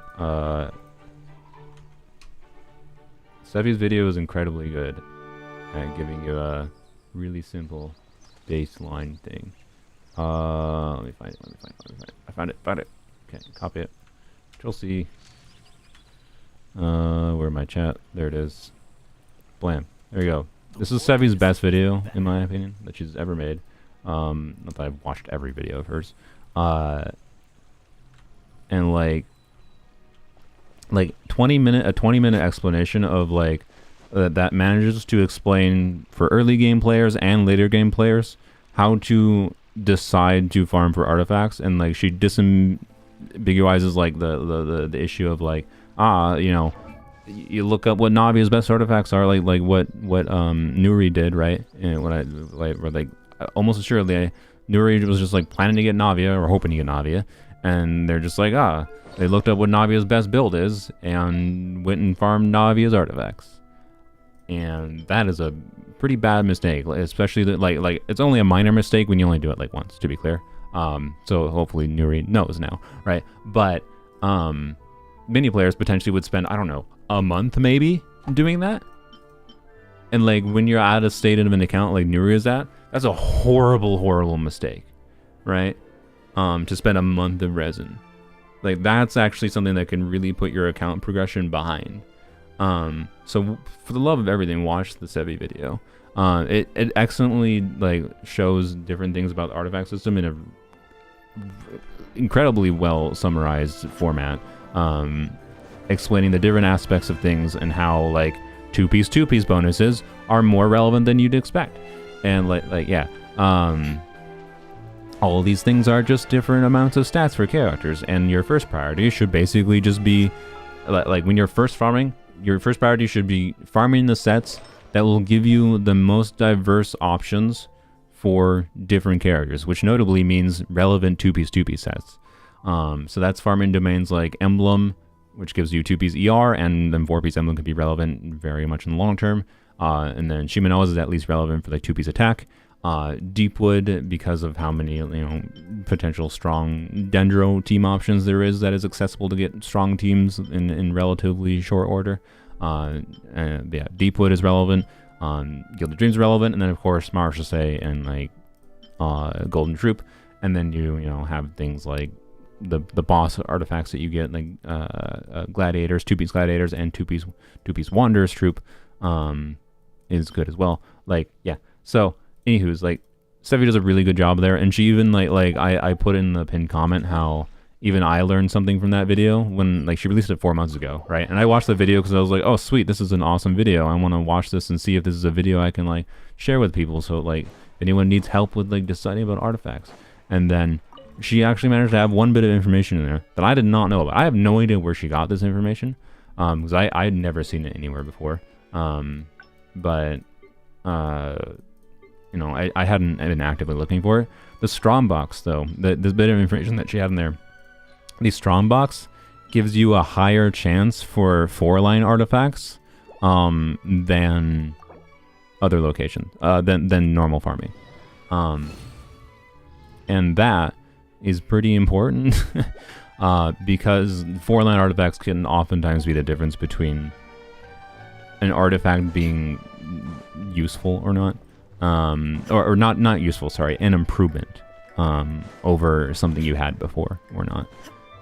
It like honestly, like in the long term, Strongbox being an emblem, right? Because like Shimenawa's doesn't have very much value as a 4-piece bonus set, and only has relevance as like a 2-piece set for some utility. Right? It's more of a short-term relevant set, so like it's valuable to farm emblems still, particularly early game, I think. By early game, I mean like earlier, like when you're in the AR-45, you just unlock 5-star artifacts range. But like Emblem having a higher chance of 4-line artifact pieces from Emblem Strongbox makes Emblem Strongbox more viable in the long term compared to farming the Emblem domain, essentially.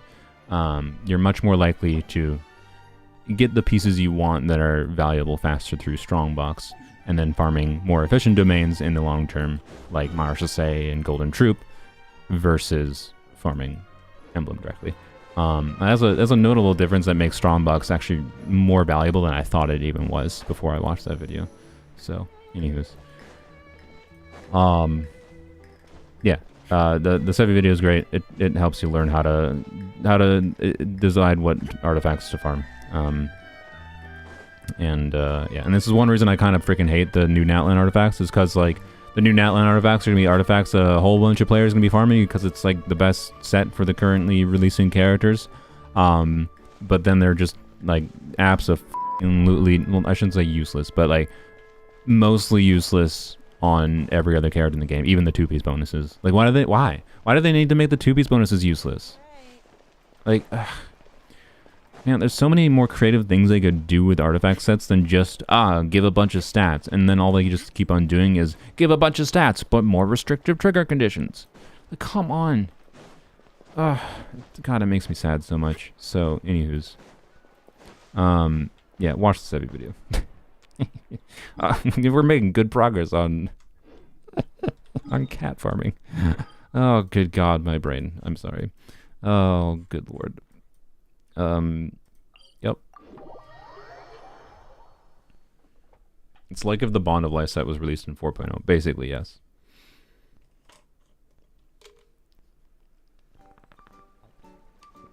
Where do you need those peak 1.001% artifacts anyways? I don't know, because you want to improve your character builds?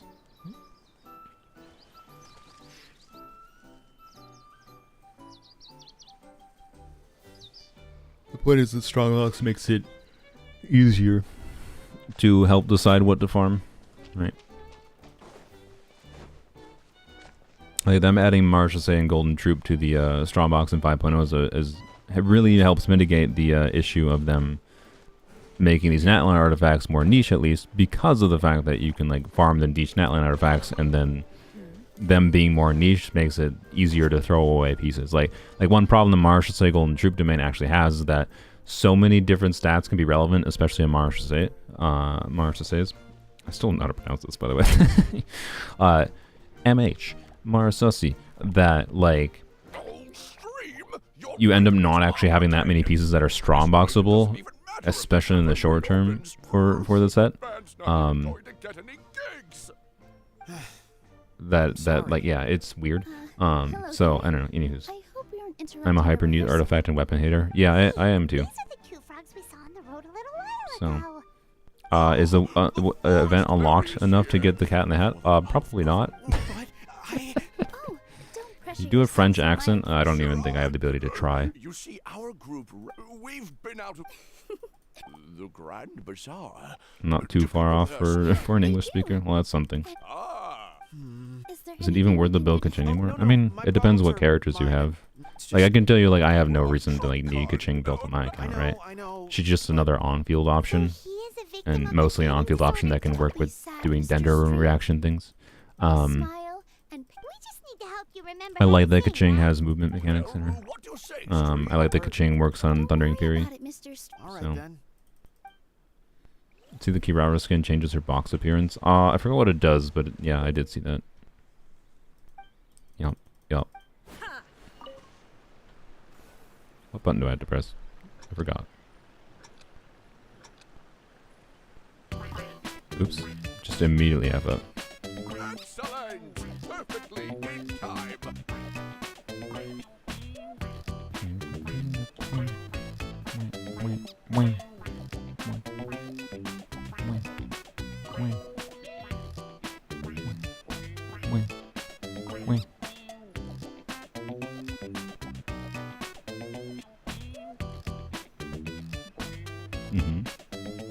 Oh, did I F up? Oh. What? Oh, frick.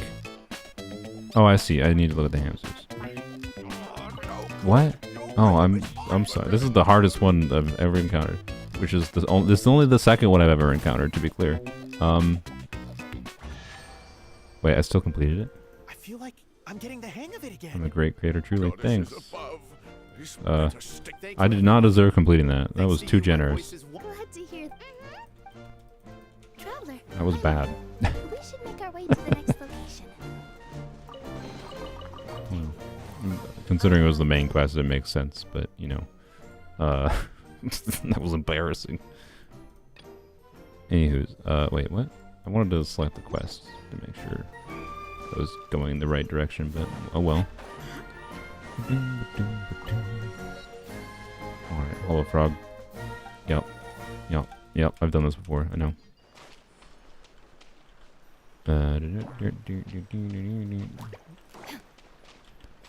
Alright.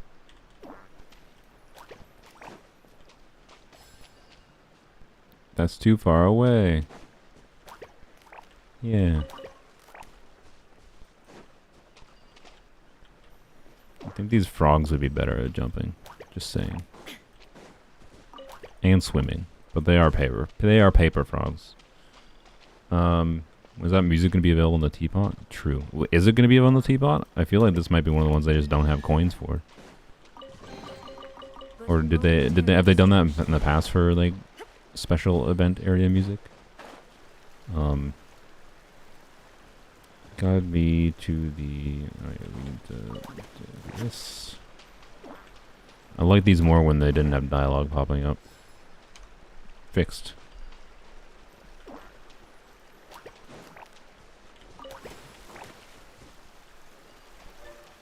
Give me your booty. No, need to do this first.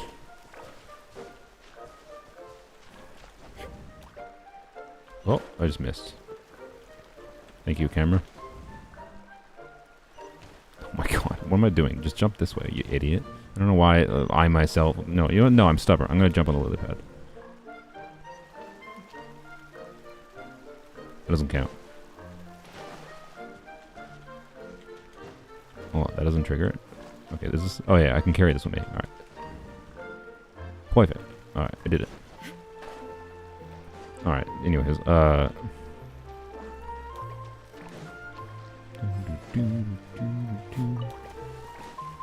anyone catch the Skyrim and Forrest Gump ones? What?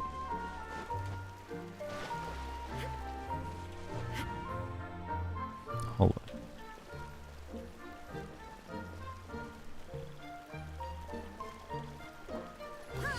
Yeah, worked. There we go. There we go. I like this little mini game. I have nothing to say other than I like it. Okay, this is the first one I did in my Polarmo account. I missed the other one, and this one was much easier. Let's get ready for whack.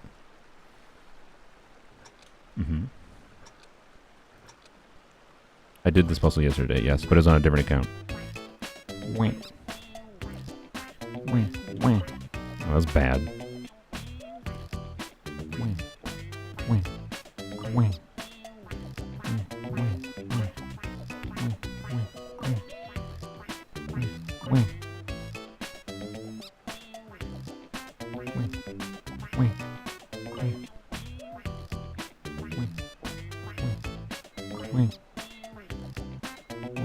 Oh, no. Very slow.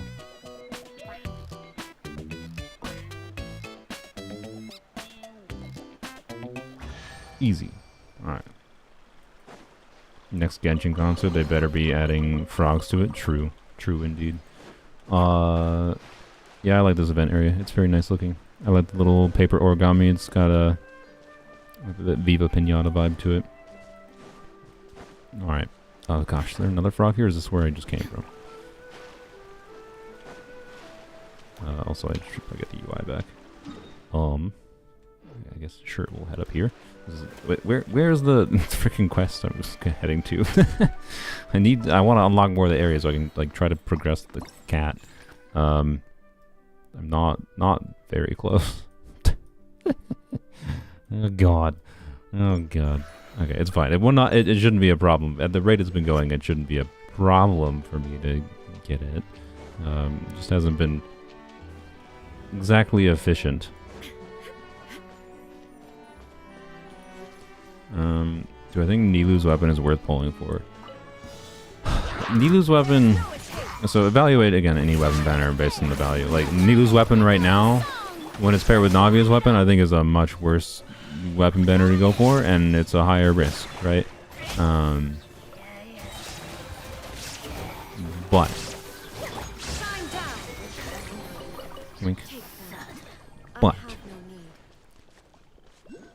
As far as weapons that I think could actually be worth it, it would primarily be the weapons that... I'm going to put Cloud Retainer in the team instead of Bennett, just so I can start jumping around a little bit better. I trust you have packed. Weapons in the game that do something more than just be a big improvement for, you know, the character they were made for. And Kiwawawawa suit is a pretty significant upgrade for Nilu teams, to be clear. But Nilu teams just got boring to me. So, like, that's not where I've gotten value out of Kiwawawawa suit. But the fact that Kiwawawawa suit has a useful enough passive, like a passive that can give a whole bunch of EM to the wearer and a whole bunch of the EM to the team is pretty strong. Of course, I did it, you know, vape Nilu with it, but the fact that this weapon can be very, very good and even better, like situationally, this weapon is better for Freena than this weapon, right? And that's pretty significant. And on top of that, right, if you can trigger this passive, which is not necessarily the easiest to trigger, but the effect does stay for 20 seconds, so, you know, sometimes it's just a matter of, like, some characters would trigger the passive to full after, like, the second rotation kind of thing. But anyways, when an elemental skill hits opponents, and then you have to trigger that on field, which is a factor too. You trigger that effect 3 times, so you need 3 skill hits, and you will get the elemental mastery buff based on HP for the whole team. That's a team-wide buffing weapon. This makes it more relevant. It's still relatively niche though. Like, I haven't gotten that much value out of it relative to the difficulty of, like, you potentially need 200 wishes to acquire, right?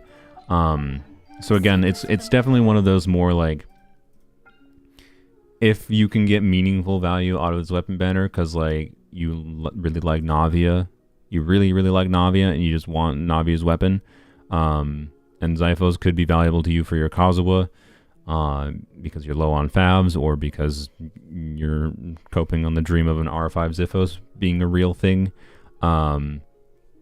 and you end up getting a Kiwawawawa suit, or you want Kiwawawawa suit and are fine with getting Navia's weapon. Like, this could be a very compelling weapon banner, but, like, honestly, other than that, right? Like evaluated, I think it's one of the better supportive weapons in the game. It has a more compelling reason to go for than most weapons, I would say. So yeah, exactly. It's a nice weapon to see next to one you really want. Or at the very least, it's a nice weapon if you do want it, if it's paired with another weapon that is, like, generically useful, more generically useful in conjunction with it, right? This is, like, I don't think there's many players necessarily that would get enough value out of this weapon banner to make it worth the risk, especially with them, you know, releasing 2 interesting 5-stars in 5.0 and also releasing a 5-star in the second half of this patch that is very synergistic with those units in 5.0. Like, I think you get the point. It's hard for it to make sense. Even though it's one of the better ones, I think. Better 5-star weapons that could be more worth going for because of its supportive utility. It's still weapon banner, right? I want Aqua. Should you pull because Emily is there? I mean, what are you doing, bro? Can I do something with you? I don't know if I can do anything with you. I think you might just be an ambient thing. I appreciate the ambient little thing, like frogs hopping around, but I don't think I can do anything with you unless I'm blind. Maybe I am. Should go get this quest quick. Just looky-loo. I feel like, oh, I was gonna say, yeah, I feel like there's something here. Does Nilu's aura activate the stacks? No, her initial hits do. You have to make sure you're hugging enemies to make sure you hit on her initial, like when you do her E, or E normal attack. They both kind of skill damage. Navi's greatsword doesn't synergize with Gaming's skill. Is that count? Doesn't synergize with Gaming's skills? That, I mean, Navi's greatsword. I don't think Navi's weapon is a very good generic stat stick because I don't like high base attack, low crit rate personally as a combination. So I don't know. As far as like Aqua on Emily's banner goes, it's the same thing. Like if you got Emily's weapon could be very, very good. And if you don't have many options for like generic DPS bows, but you have characters that could get value out of, like you use Tignari a lot, don't have any other good, like you're running Tignari, I don't know, on Slingshot, I guess probably would be the most likely like free to play accessible one, and you don't have any other like stat stick good generic bows, and you get Emily, and you have Versus Resort left over, and you don't really care about the 5.0 characters. That's a lot of ands. Then maybe it's worth it, right? Like it's one of the more okay weapon banners if both weapons are relevant to you. I can tell you in my situation, being that I have so many of the bows, and then I already have Aqua notably. Aqua is basically useless on the banner to me. So like, there's a chance, I shouldn't say a good chance, there's a chance I end up wishing on it because Kaveh sucked all of my resources. So I kind of have to, if I want to get Emily, which I do because I think she's an interesting character, I kind of have to spend money. I have to do what does $300 get you on Emily's banner, and I might end up spending some of those wishes on the weapon banner. But like, if I get Aqua from that banner, it's freaking useless to me, right? It's literally useless. Like, oh, okay, I'm sorry.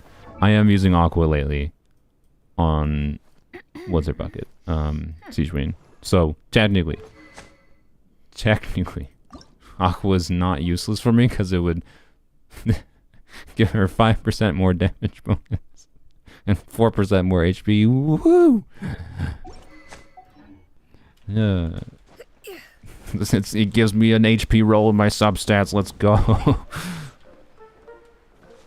Why do you have so many R2 5 stars? Mistakes?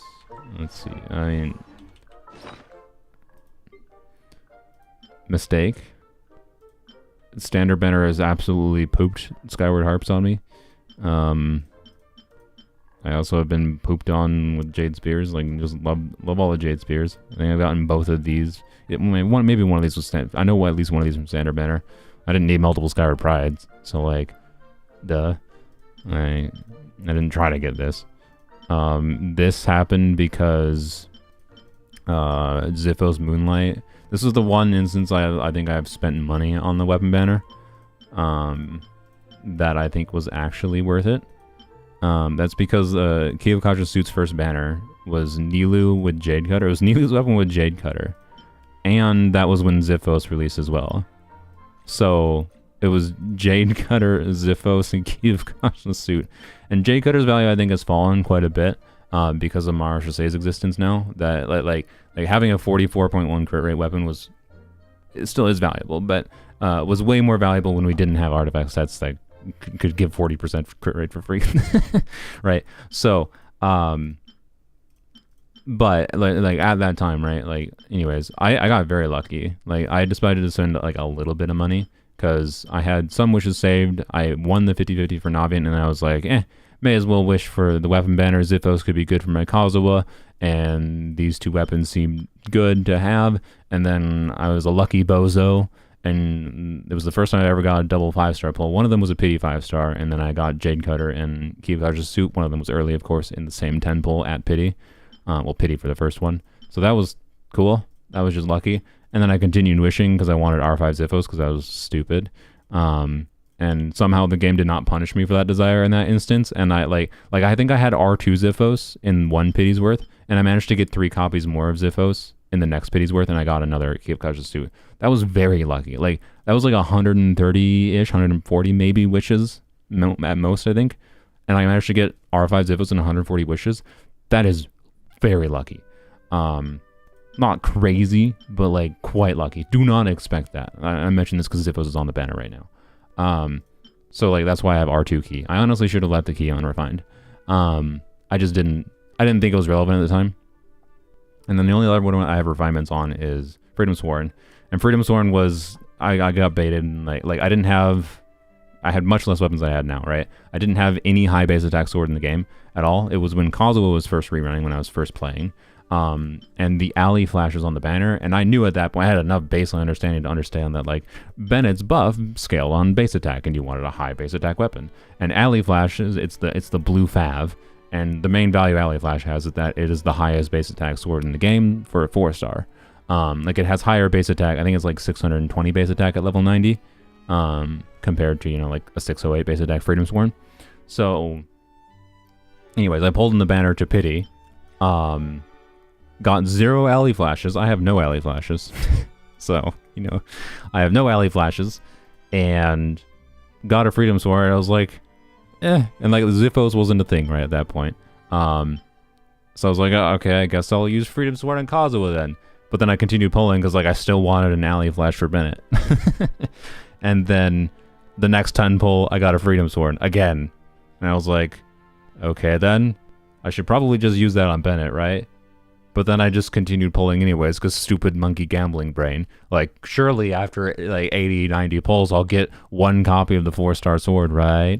And then I got another Freedom Sword. So, like, and I can tell you, not worth, useless. Like I've been contemplating for a while whether or not I refine this level 70 Freedom Sword into this one for an R3 Freedom Sword. It's not that valuable to have that many Freedom Swords. It's a useful weapon to just get as random freebies for it being a buffing weapon. But it's kind of annoying to trigger this passive in a lot of cases. So it's like it's interesting. Particularly in context like with Cloud Retainer nowadays, like because Cloud Retainer if you can get both of these right, like buffs going with the Cloud Retainer team. That is strong to have, the plunging buff and the attack buff. And the attack buff buffs your Cloud Retainer, and Cloud Retainer's buff is scaling on her attack, so it buffs Cloud Retainer's buff further on top of yeah. So, anyways, the game in 90 pulls I got 3 Freedom Swords because the game trolled the daylights out of me and didn't give me a single alley flash, and I've kept this on Kuki now because a level 70 Freedom Sword has 164 EM. That's basically the same amount of EM that, like this gives at level 90, right? So like for an EM stat stick for Kuki, it's that's what this is. And then this one just goes unused most of the time, except for the rare situations where it is useful. So yeah, mix of mistakes and standard banner pooping them on me, basically. There you go. I've already said thanks, Beeswuddy. You don't need to spam. I'm a great creator. I appreciate it. But you don't need to spam it. Where's the freaking quest? I need to... Oh my god. I'm 2 hours in this stream and I've done barely anything. Good god. Well, Yep. Also, the thing I think in hindsight that I was blessed the most by the weapon banner, which I'm very glad this didn't happen because I have become a Nuvulet hater. I think he's boring. I've gotten very, very bored of him. I don't want to play him. I do not think he's interesting to play. I have found no teams I have liked that makes him feel interesting. He plays one way and always one way. He's boring. I'm sorry. He's strong. He's great. You can be a valuable pull because of that, but he's boring. He has like no team variety and no like nuance in how he plays other than burst skill and try to do charge. Like, it's so boring. I wished on the Nuvilat Homa weapon banner because I was like, I like Nuvilat enough. It'd be cool to get Nuvilat to do a bunch more damage. But I was fine with getting Homa. In hindsight, I am so glad the banner gave me Homa instead of Nuvilat's weapon. Homa is so much more useful. I've used it for a number of different things, and most notably now, obviously, it's on my Arlecchino, and I enjoy Arlecchino a lot. So yeah, thank you, game. That's actually the time that I think the weapon banner actually blessed me for making a stupid decision. It gave me something good that was more worthwhile. Oh yeah, and this weapon I bought just because I wanted to make content about Hyper Riding. Like, I did this weapon was the weapon that I did so much freaking math beforehand to determine whether or not it was actually worthwhile, and I spent money to get it, and it was not cheap.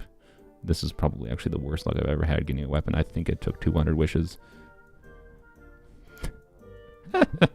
So, but that was a business cost for me because I knew I was gonna want to make like videos on hybrid riding, and like because originally when I was gonna do the hybrid riding videos, I was just gonna make it on my Poland only account, but I was like, no, this is so good of a thing that you can potentially do with riding with this weapon that I need to get this weapon on my main account to be able to actually properly make videos for people about it.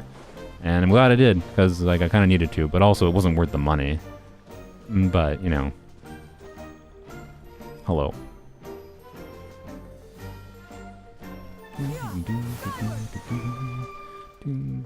Oh.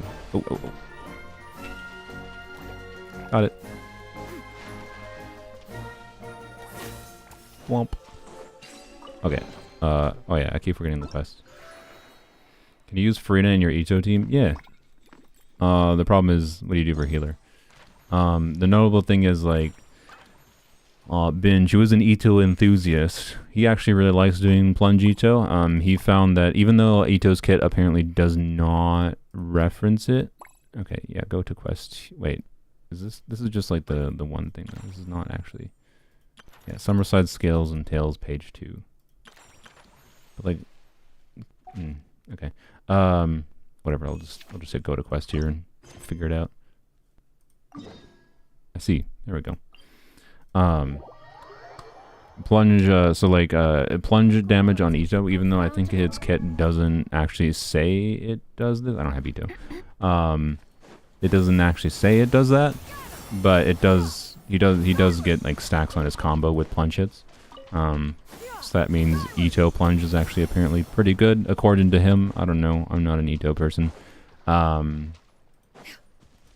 don't know that much, and he's also skewed because the dude really liked his. He got a C0 or whatever cloud retainer, and then really liked Ito plunge enough that he just was like it and continued wishing for Shandyun and got C2 Shandyun. So no offense to Binge, but like I think his experience with plunge Ito is a little bit skewed with C2 cloud retainer and her weapon notably, because he's a lucky butthole and got her weapon like immediately. Can Scarlet Sands go with Emily? Well, the results speak. Hey, I just wanted to inspect each part. Yeah, and now Please don't fight. So, I thought about it a little bit with like Virgin Emily things. Like when you're on fielding Emily, right? She can definitely trigger the passive in relatively few hits. If you're off fielding her, there's not really much reason to do it other than just as a stat stick for the crit rate, right? And that it can be fine for that. It's basically just, it's going to be like relatively competitive with Fav. Or sorry, not Fav. Wrong weapon. Green Stick, Jade Spear. Right? Because Green Stick passive also doesn't really do, like these passives for a normal Emily playstyle don't really do that much. Because you don't normally build EM on Emily, you don't really want to. And then this doesn't work off-field, right? So if you're using Emily the off-field way, the passive does nothing here. Using Emily the normal way here, where you're not building EM on her, the passive does nothing. So it's just like higher base attack, lower crit rate, lower base attack, higher crit rate.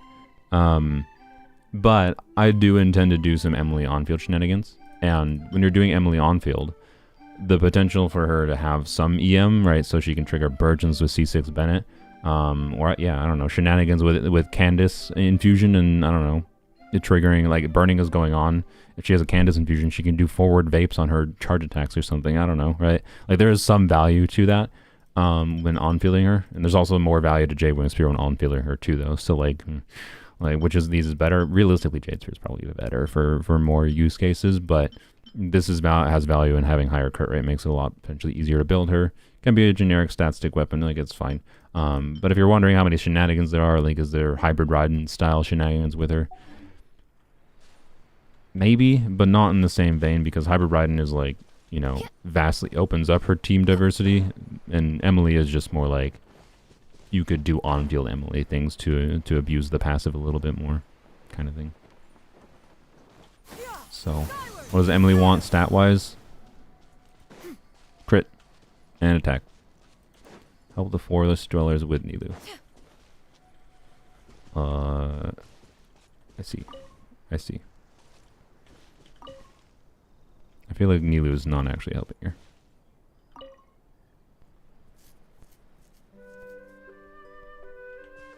What? This is not. What is this? What is this valve? Like, what is this thing supposed to be? Why did you design the pipe this way? What have you done?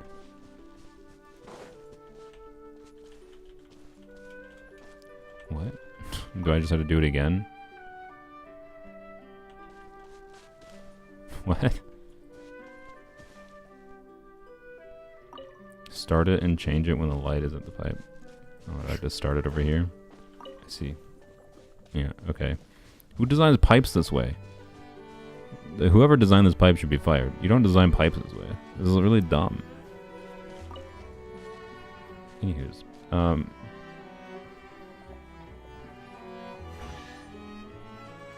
I figured it was something like that. I just didn't realize there was a start button over there. Oh, amazing. Anywho's, yeah, stupid pipe. It's not a liquid. It's a pipe. It was flowing down it. I don't care that it just because they had different flowing behavior. Like, what about the magic garbage flowing in that pipe needed to have a split that required a timing to be able to get it to, like, what? Why wouldn't you just, like, connect it to that? But wait, what? So, yeah, true, there is nothing between their ears. You need an operator there to constantly, you know what it's for? Yeah, they need an operator there to keep it flowing. It's pipe design to make sure that you foster jobs. It's an idiot's way of improving the economy by having there be more jobs. Let's not by, like, making there be useful jobs, but by designing things in ways that there need to be useless jobs. Perfect. To create jobs for paper animals, except for the paper animals are apparently so stupid that they still needed our help to do it. Anywho's. What do you mean? Can't wrap your head around it. Really? None of the Natlan characters interest you so far, Augie. They all seem kind of generic visually and ability-wise. Yeah, I mean they're both on-builders. Kachina is artifact set the character, and I don't know. I think they're fun. I think there's fun ideas in them. I appreciate the balance of having to pay attention to what they're doing and thinking about their teams a little bit, but they're pretty typical on-fielders as far as, like, they're gonna have some teams that they work really well in, and then they might have some utility outside of that, but like they're typical 5-star on-fielders is what I can say right now, which makes them very skippable for me. I am most interested in doing a video on DPS Kachina, so I will most likely pull for either one that has Kachina on the banner, and I will skip the other one. Which my hope is that is actually Mualani, because I think Mualani is more interesting, just because the fact that they're making her intentionally be a forward vape unit is very odd. Like, I wouldn't have actually expected them to do that. So yeah, just try to 100% the region. I probably will. Yes. Probably not on stream because it's too easy for me to get distracted because it's not obvious. You're right, Paimon. We won't Navi is worry looking you like a unless bride. you I try. agree. It looks like a wedding dress skin to me, to a significant extent, which is not my vibe. Not that wedding dresses are bad, but like This wedding is dresses how are you for do it, right? weddings. This is not a wedding, as far as I understand. I do not think I'm getting married to Nilu today. And I once saw one of our yeah, people making anywho's, something similar. I like her normal It skin. looks Sorry, really cool. I'm not gonna So buy it it. took some time. Well, how do you feel? They're really bad at actually selling skins, to me at least. Magical. If I really, really liked Diluc, I would have almost assuredly bought the Diluc skin. But that's like the only one. Kachina's a 5-star? No, she's a 4-star. But She is a 4-star. We don't know if she's free yet, though. But I want, to DPS Kachina, I want at least C2 Kachina. I bestow upon Gives her you more your uptime, name either shall if you're be- on-building her or off-building her, I believe. My name is. Well, peel my Bennett shell skin. and call me a nut. Peel my I shell never and call me a imagined I nut. would witness such a Shell. I like that line. To meet you, Potty Sock. Hello, Fairy Nilo. Candace buffs Hydro damage. I hope you'll grow up Um, happily in this forest. Are you talking about like with the new artifact set? Yeah, as far as characters that are relevant on the new artifact set, I think... So notably, right, the new artifact set, the character that uses that has to trigger the reaction to give the damage bonus. So, right now, and the numbers might change, I want to emphasize this. And if they change it to be lower than what it is currently, it makes it much less relevant to use on non-Natlan characters. Right now, you can use the artifact set. It says if a character triggers a reaction, the elements for 10 seconds, the elements related, the characters whose elements were related to the reaction that were triggered by the character who equipped it get a 25% like all elemental bonus, elemental physical bonus. So if you trigger, so in Kachina's case, if you trigger Cryo Crystallize, you would get a 25% damage bonus for all your Cryo, or sorry, not Kachina. Kachina's a bad example because I'm talking about the non-Natlan aspect. Chevreuse' case, because Chevreuse is actually a case where I think it might make sense. If Chevreuse triggers Overload, all Electro and Pyro party members will get 25% damage bonus, just by her triggering an Overload. I mean, And I brought Potty Sock, but for some reason, yeah, that's potentially relevant for non-Natlan characters, but I don't know. I don't. Chevreuse is the only one I think that has an obvious use case for it, and it's still like relatively a little bit because there are some cases where it might be actually annoying for Chevreuse to specifically trigger an Overload for it. Not to mention, it's only a 10-second buff with non-Natlan characters, so like, it's weird. It's basically like Mihoyo took my desire for them making an instructor set, forgot that the reason that we wanted a 5-star instructor set was because it's the EM. Not because it triggers based on a reaction. And then made it kind of cringe by making the full set only work on Natlan characters. Why is Nilu here? Hello, look, Nilu skin. I didn't know, if I knew that Nilu's, they would have let you trial Nilu skin. Also, she doesn't wear any shoes. Lady. Is this the first character that doesn't wear any shoes? With with their skin? I don't know. There's definitely a subset of people that care about that. If I would have known that this was a thing, I would have actually, I would have used Nilu with their skin in the thumbnail for my vape Nilu video, but too late now. I mean, I could update it, I guess, but I don't feel like it. She never wore shoes, really? How did I never notice that? I don't know. Why did I notice it here but not there? What about this design? Draws your eyes to the feet. Where's Nilu? There she is.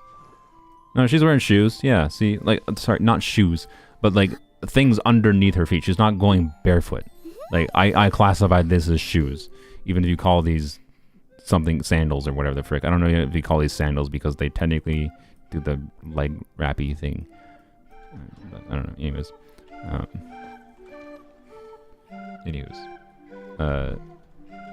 Yeah, not footless or whatever.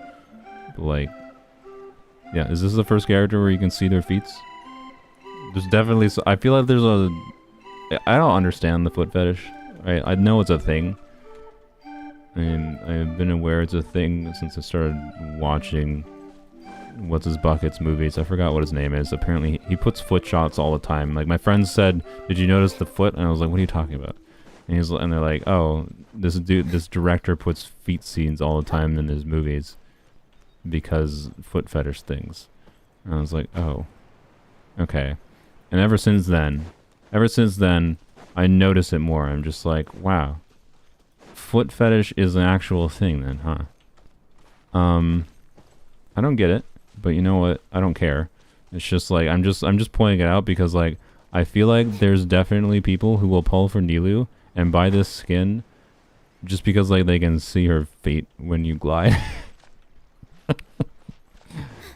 Which if that's you, I guess, you know what, more power to you, but don't tell me you do that. That's all. Keep it to yourself. I don't care. Yeah. Anywho's, yeah, I don't like the skin. Sorry. It's fine. It exists. Yep. That's my opinion. It looks fine.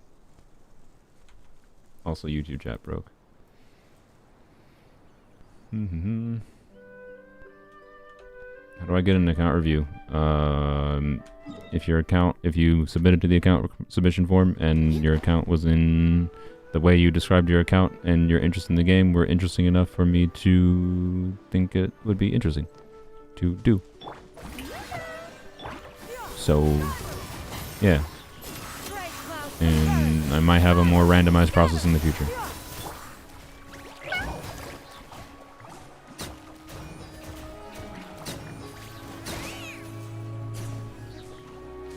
Why did I come over here?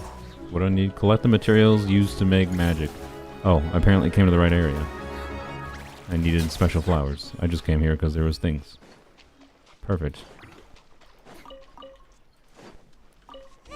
There we go, I got them all. What should we do now? You enjoy the foot fetish, but we're still putting on a diaper on characters when they're swimming? Oh yeah.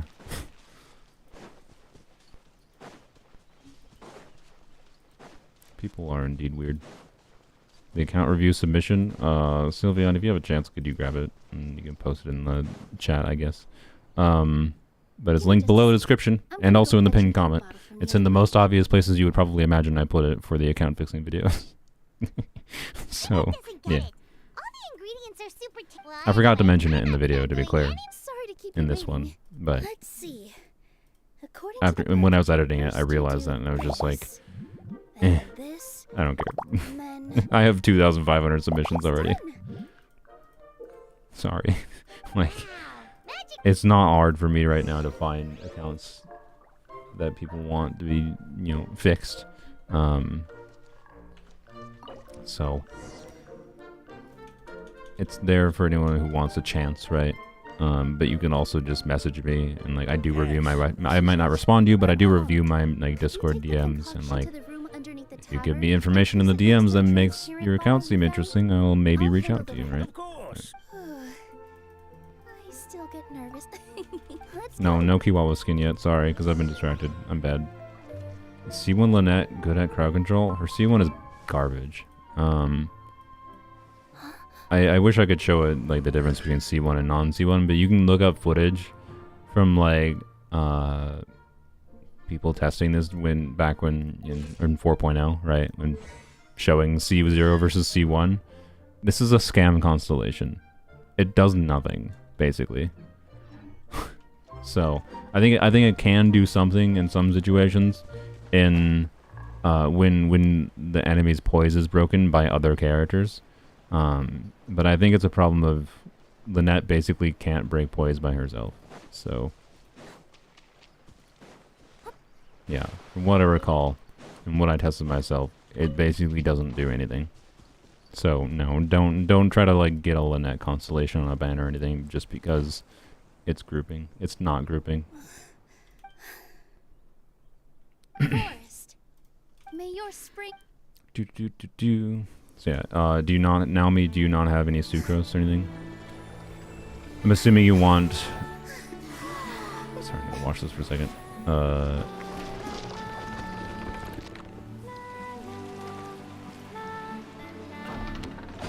Interestingly, it's supposed to do like a 3D rendered animation thing this time. I don't do that very often. It's cool. I don't mind it. I like their 2D animations more, I think, but not bad. Nice little change of pace to have this kind of little cutscene during an event. Will I do side quests? Probably, maybe. Wow.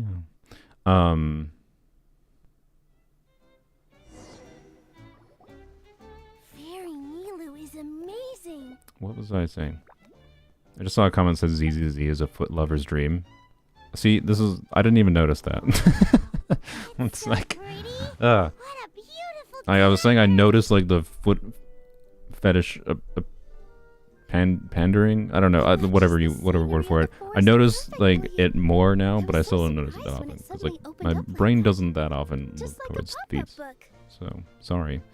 I was definitely talking about something before I got distracted. I remember now. I remember. Oh yeah, everything. Naomi, what do you like if It was you me. don't have sucrose? I was You only have the sucrose, no Kazuha, so you're kind of stuck. Constellation I mean, yeah, build sucrose, build Witness for some the ER, like put goddess's Fav on sucrose potentially.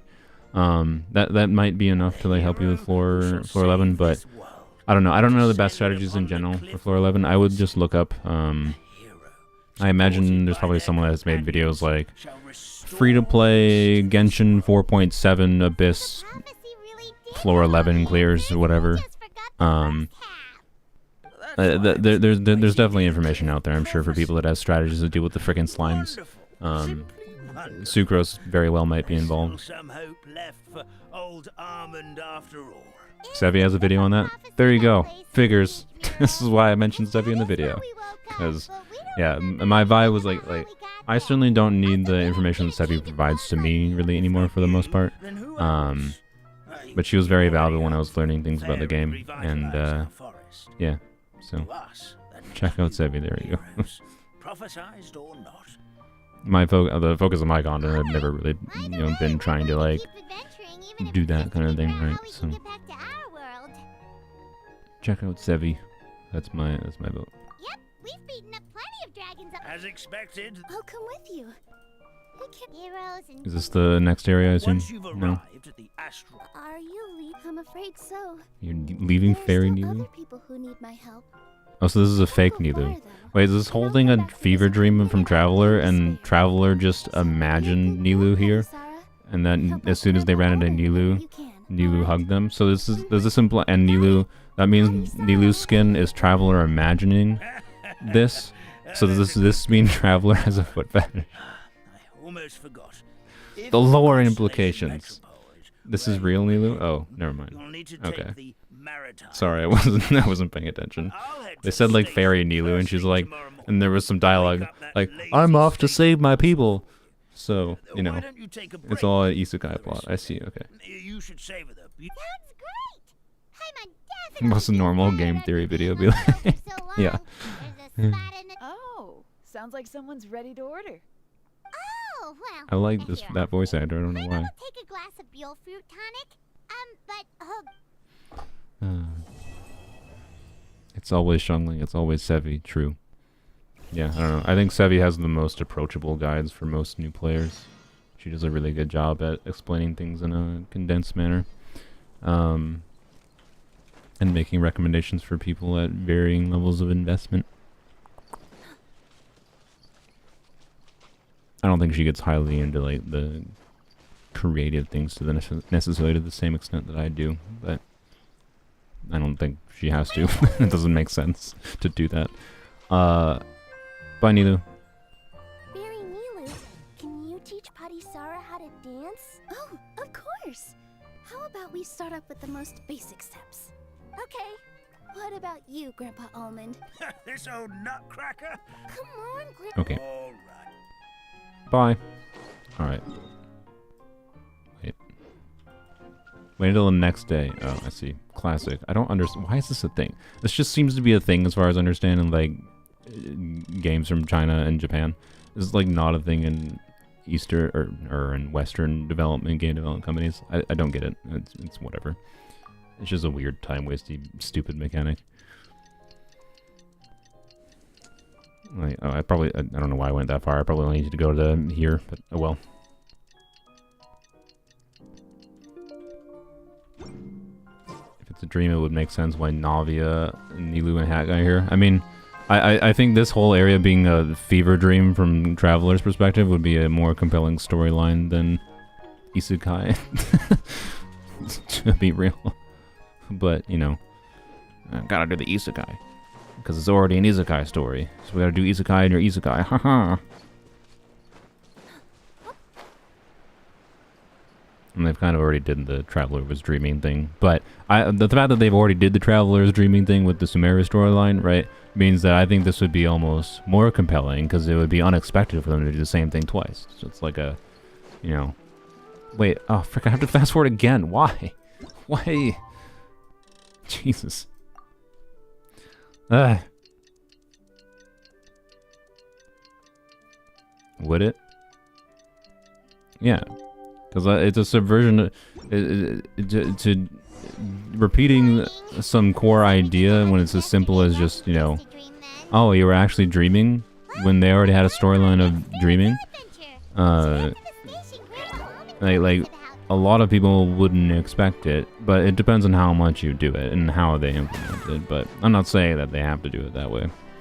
I'm just saying, I think it would have been funnier if it was a dream. Right? If like you see these characters doing all kinds of weird things, like Nilu, like I don't know, it's just funnier to me. Like if Nilu, you know, immediately hugged the Traveler and then it turns out the Traveler was dreaming, that means the Traveler is the one that actually imagined the situation, not Nilu would do that, and that's funny. So anyways, sue me, I guess, for wanting the Traveler to be cringe and be more characterized. I think that's kind of my feeling right now. Like if Traveler was more of a weirdo and more of an actual character, like it could be interesting. But instead this is just like generic characters do cute things storyline, versus, oh, the Traveler is hallucinating and projecting things. And like simping about the Traveler simps for Nilu in lore.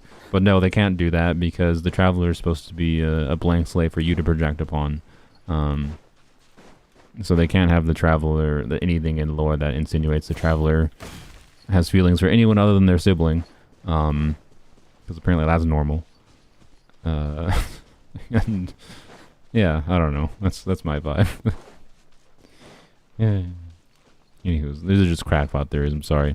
I'm just saying, as someone not really paying attention to the story, that's what I would have enjoyed more. Psych ward patient Traveler would be more compelling. Exactly. And like, it would make sense. They've traveled the stars. They only care about their sibling that they've lived with for 1,000 years. And then they got disconnected from their sibling for 500 years. And they just, like, they should have lost their mind at this point. Anyways, the story behind this world is pretty sad. I don't know. I might try to watch like some kind of lore or whatever video about this later. But that's kind of my vibe with a lot of Genshin story right now. Is like I can just consume it later. You must be mistaken, Grandpa Almond. That guy definitely wasn't me. Don't forget to do the Kiwawawawa quest. What cat quest? What do you mean? What? Then it seems like you're All right. Is everything Yeah. okay? It's not. I don't want to just be. Oh, I was dreaming. But oh, Nilu's still here. It's all right. Does the maritime She was gone. I said goodbye and everything. Oops. the people the city welcomes visitors from all over the It depends on how it was done, especially with how you're dreaming. Like generic. Generally speaking, Oh, I was dreaming plot twists can be good depending on how they're done, you'll see right? for yourself soon enough. Here comes the train. And it would have added actual characterization to Traveler in this content. That's my feeling. Pleasure to meet you. Why am I eating? I'm sorry, I didn't mean to. I just started eating a Twizzler, which I don't normally eat on stream because I don't want to like have mouth eating sounds. My Kiwawawawa build, it's an MH build. I showed it a little bit earlier in the stream. The hero in the forest. The hero? And oh, why didn't you That's okay, Mr. Wheel. We're trying to. Of course, my lady. It would be an honor. Tignaria was high in his demo, All was he? aboard, sit I forgot anywhere about you that. like. We'll get a stunning. And take a drink of water. Oh, I just dripped water on myself. Good job, me. I just learned how to drink water today. That's fun. Breakfast. Did one of you just say something? Wasn't me either. He was high IRL too. Oh. Oh, I see. Breakfast.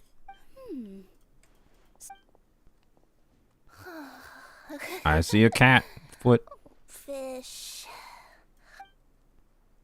I think that foot looked a little bit small, by the way. I will say that. It's a cat in a hat. Look at the cat. Nom nom meow. Okay. Is she a friend of yours? Anyone found the English accent NPCs jarring? This is Kiwawawawa. From the UK and sounds like British jump scare because everyone else is so American. Are you saying they're good? Or they're bad? So noisy. Hello cat. Hello hat. Is it morning already? Hello. Oh, morning. Why are you here? Huh? Huh? Traveler! Paimon! It's you? Which means... This skin looks better in game than I It was all a dream expected. after all. I don't know. Oh, gotta hand it to my imagination. It all I don't know if I'm felt gonna stick super with it. real. I like There were Hirara's base toy skin, people, but they were this one's not alive bad. and It's they could interesting. talk. Madam, sleeping overnight in the train. I don't know how I feel car about the is hat, prohibited. but it's also a hat. It's a cat in a hat. So what? It wasn't just a dream? Rip. It's alright, Kirara. Apparently we're in a world Kirara's Echo is the only one I can get. So yes, of course. Sri Lanka. So, that's what it's called. I spent all day yesterday wandering around this one city. You hate the British accents when they do it in Genshin because it's always the London accent and none of the other areas since there's loads of different accents in the UK. I mean, yeah. I was seriously starting to think I This might be a crazy thought. There's actually a lot of accents in the US as well. Gotten swallowed whole. I take it you're Have you noticed almost every female character is bareback? She sure is. Do they really? Kirara here is kind of special.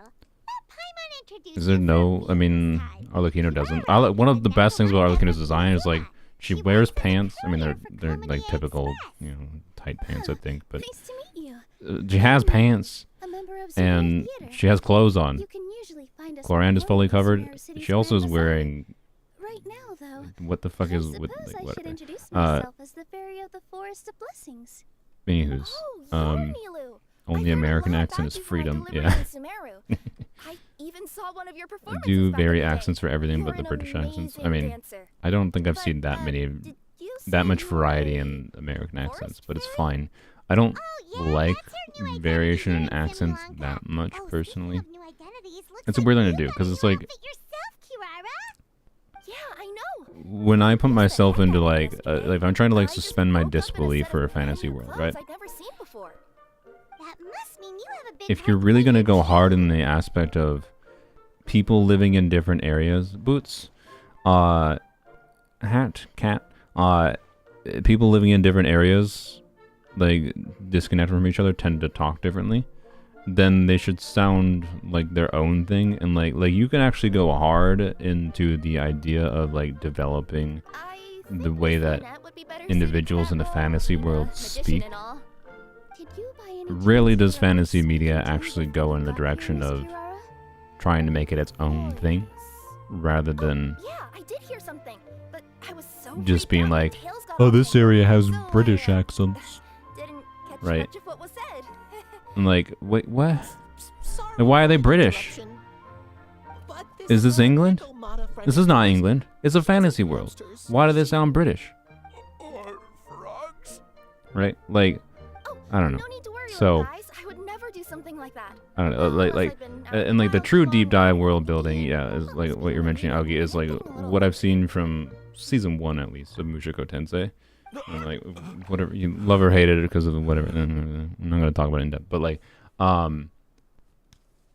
the fact that like they went around to different parts of the world and like This young the lady different is a species trusted spoke friend of languages our that were esteemed created for the hero. show, I fantastic. know a fear They of weren't just like, felines ah, etched into they a sound, equipment. these people Certain speak Miss British because they're Necromancer's from a different boots area. here means us no Okay, harm. like, I don't know, it's just lazy. It's just lazy to just use real world accents in a fantasy context.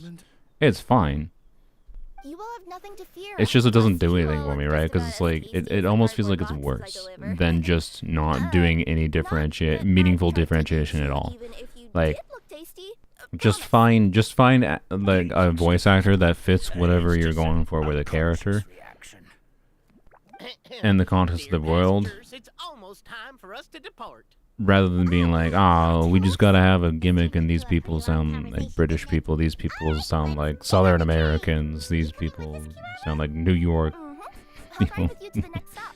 There's a place near the Metro Bowl that caught my eye yesterday, Yes. so I want to go explore it. Ushiko's world building is undeniably And good. all Oh that yeah. remains for me to say is, Have you seen the Chongli on release behalf video? of the Forest of Blessings, No. thank you once again for all If anyone wants to post it in my Discord server on the Wuthering Waves channel, I'll check it out, I guess. and bless your journey. I'm kind of checked out Madam of Fairy, Wuthering Waves in Miss general, Necromancer, though. please do visit us in So, Well, definitely. yeah, Take care, Grandpa Almond. I don't know.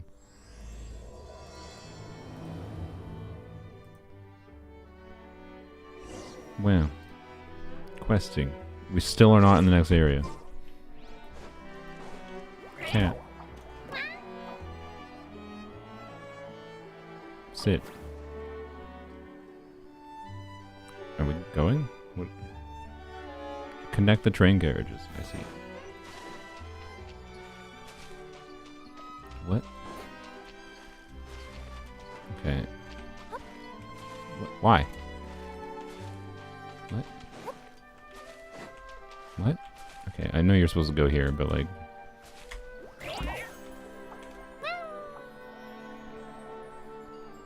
Oh, I see. I needed to press T. My bad. I know I need to explore. I was trying to get more areas to explore, but I've been very inefficient. I don't think we're getting Kiwawawa's skin this stream. Let's go. Hello, cat. Look, it's a cat. Choo-choo. That's it. Have a safe Look, there's two trip. cats. What a world. What better days exist? So yeah, the main reason I think I like Kiwawawa's new skin more and everything but the hat. Like, as fun as the hat is, the only reason though is I really like Kiwawawa's cat bow ear things on her default skin versus the weird hat integrated ears. But I don't know. I actually like the what do you call the leggings? Almost pants. Lively place again in no time. Oh yeah, I need to look at I gotta go explore that how many forest at some bareback point. It looked so leg pretty characters are in from this the game. train. I You're just probably hope right. They were probably, or won't be whoever too it was. scared of me. Mm-hmm. We'll be Lonnie arriving at our Kazuha, Kenichi destination Raiden. shortly. What is that Please team? prepare to Why are you disembark. shoving Raiden into a Kenichi team? You can, don't let me stop you. But like, Kenichi doesn't gain that much value from doing spread. There's not much reason to do Here it. we are. Constellation Metropole is right over there. It's a short walk from here to the Gear Sky Ladder, which will take you right to Metropole. Oh, that's the banners that Square. are released right And now. thank you again Oh, for yeah. choosing Sorry. Maritime Yes, I forgot. Express. Great. And thanks to you for a smooth and pleasant journey, Mr. My brain read Looks like you guys were Mualani comfortable as and spacious after I Mao, had a the great Pyro night's Archon, sleep. Mao I'll Avika. definitely be back. Sorry. That's why my brain had a stroke there. Is it 2 over 9 lives? Probably, yeah. I don't like our boots. The original seems better. I mean, yeah, they're not really boots. Like, for it being like a Phantom in Boots, you know, Puss in Boots reference, they could have looked like actual boots, right? But they're not actual boots. Like, those aren't boots, right? There's no, I feel like there's no reality with those clowns as boots. It's okay. But- You guys go ahead and I Anywho's, pretty much explored the whole place from the rooftops yesterday, but for some reason got little balls this in is the the place that feet, caught my attention. little fluff balls You and a know what I bow. mean, right? Knee socks, maybe skin get a boots, stone I stuck in guess, your yeah. claw or I don't know. something. It I don't know keeps clothing nagging at terms, you to dig it out, but but you can't. proper Don't worry. clothing If terms. you run into any trouble, I'll be there. Okay, fair enough. We'll head to the Metropole. Bye, cat. Don't worry about me. Let's not forget, I'm a yokai. Yes, you are a cat. Alright, So, I mean, looking at her skin, right? Is she taller? No, it's just the hat. Can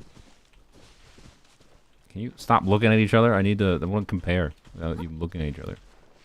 Cut this bush down. Oh yeah, someone asked about the build before. It's an MH build, because if you're using this weapon, you kind of need to use Farina, and that means MH. So, you know, add 36% crit rate. It's probably not enough ER, but, yeah. I wish they wouldn't look at each other, so I could... There we go. Perfect. Also, you're not looking in whatever. Like... I don't know, I'll have to use the skin. Oh, little stars in the back. I also don't like... Because I didn't think about this before, but like, Kiwawawawa has this little, like, the ponytail portion of her hair. In her default skin. That she doesn't have in the hat skin.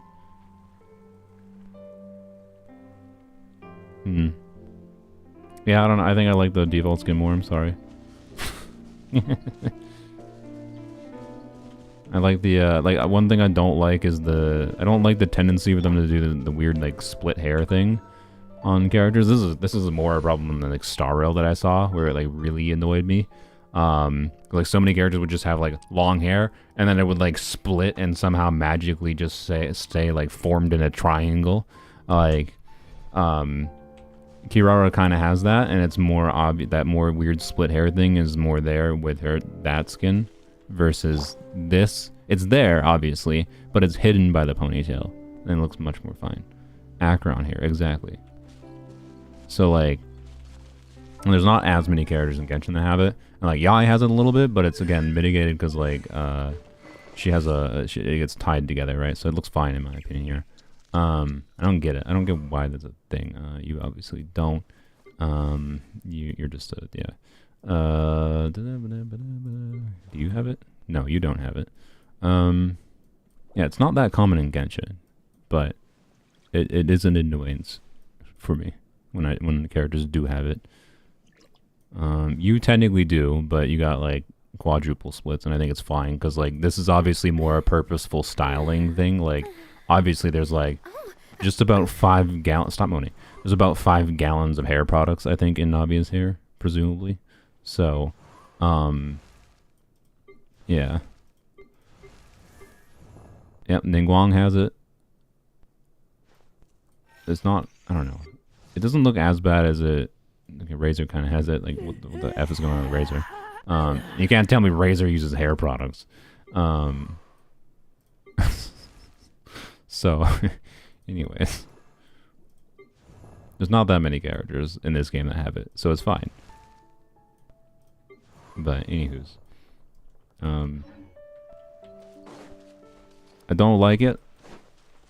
And Kiwawawawa, it's fine because it's mitigated by the ponytail, but it's here. The hat gets rid of the ponytail, and you see it. And like, I guess if seeing the back, and the character's shoulder blade shadow is your thing. I guess maybe you might like that more, but I don't know. I think I like this one more. The default one more.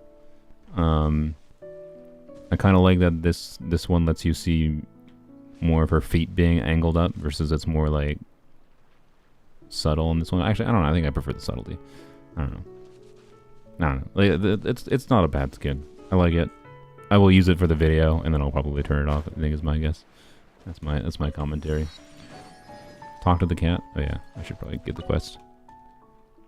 First time in a while watching your stream. Welcome. Thanks. No need to Sure. Annoys me is the unnecessary ponytails, especially on Mika. What? Hey, are you guys already finished? No need to prioritize. No, of course we prioritize Cat.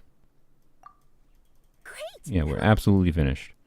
Cat is always the priority, of course. I've delivered packages all over. I've never this is what I'm gonna say. I'm gonna try to end the stream on because I want to go play Elden Ring for a little bit with my friends. So we're gonna do Cat Quest. How long is it? Hopefully it's not like 30 minutes. We're gonna do Cat Quest though.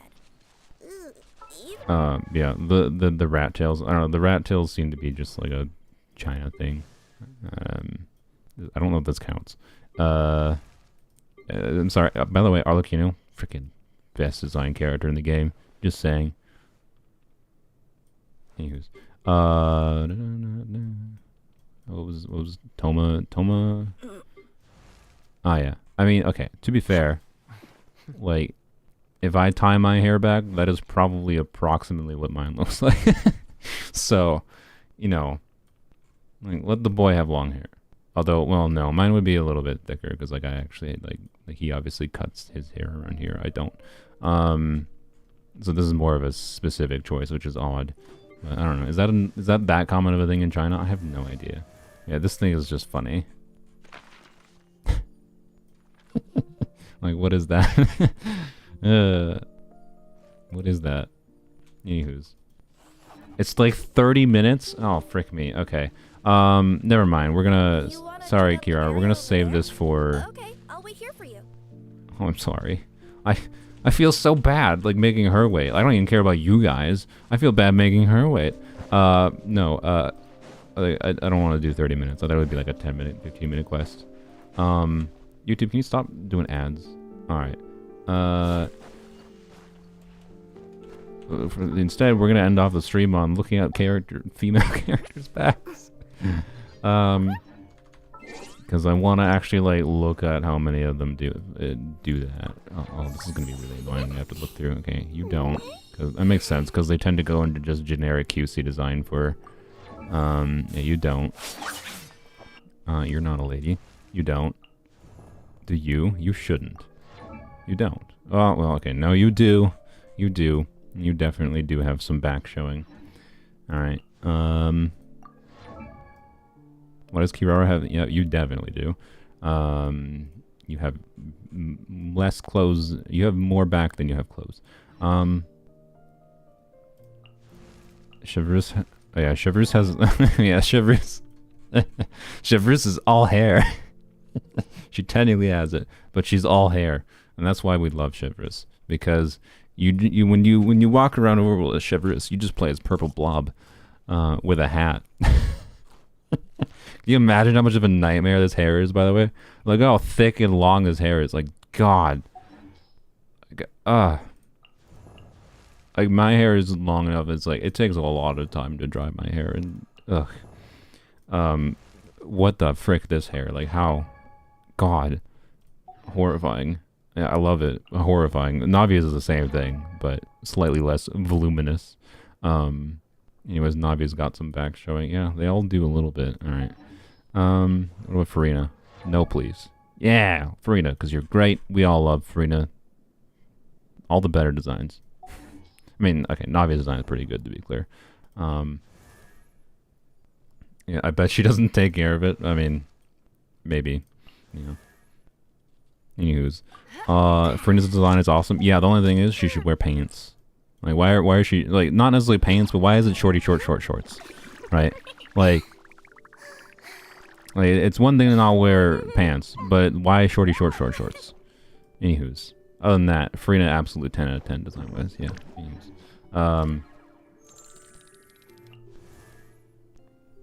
This is Charlotte's same thing, by the way. Oh, well, no, Charlotte, okay. I thought that was, never mind, okay. I mean, okay, I still really like Charlotte's design, but... You know, sneaky back visuals still, but also short shorts. Anywho's, I know he's not a lady. I just wanted to check because it'd be funny. Anywho's, you're probably clothed. You probably are. I mean, let me know if there's a male. I should check, I guess. But the comment was specifically about the female characters in the game. The women's always having back showing, basically. Except for rare exceptions. We already know you do. You know, but it's sneaky. I don't know. It's actually basically, I mean, it's very, very slight.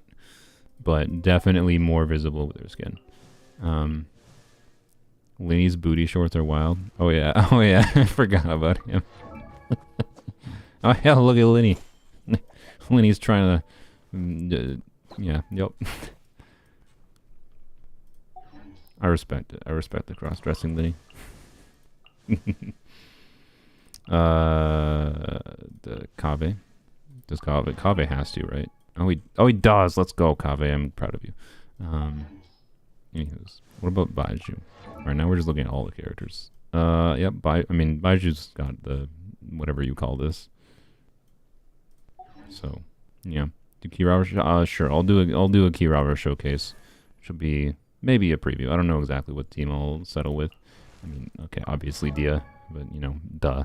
I'm talking about. I'm more interested in like the ones that are sneaky, where it looks like they're fully clothed and then they have like a bunch of back showing, right? And Dia, we can't judge Dia's design. Like, I'm sorry, she's an absolute 10 out of 10. Hopefully no for you, but I expect no because they always go, yeah, they just go generic cutesy route mostly for the children characters. What about you? No back. How sad. I mean, unless you count like the little peak on the shoulder there, I don't think that counts. Far as on. Yep. Layla, almost assuredly yes. Yep. That's a little bit more of a dress. Also yes. Kind of. Yeah. Nilu, definitely yes. Yep. Oh yeah, she has her henna, which is not a tattoo. I learned it was a henna recently. Sino, the most sexy woman in the game. Yes. Candace, obviously yes. Dory. Also yes. Kind of.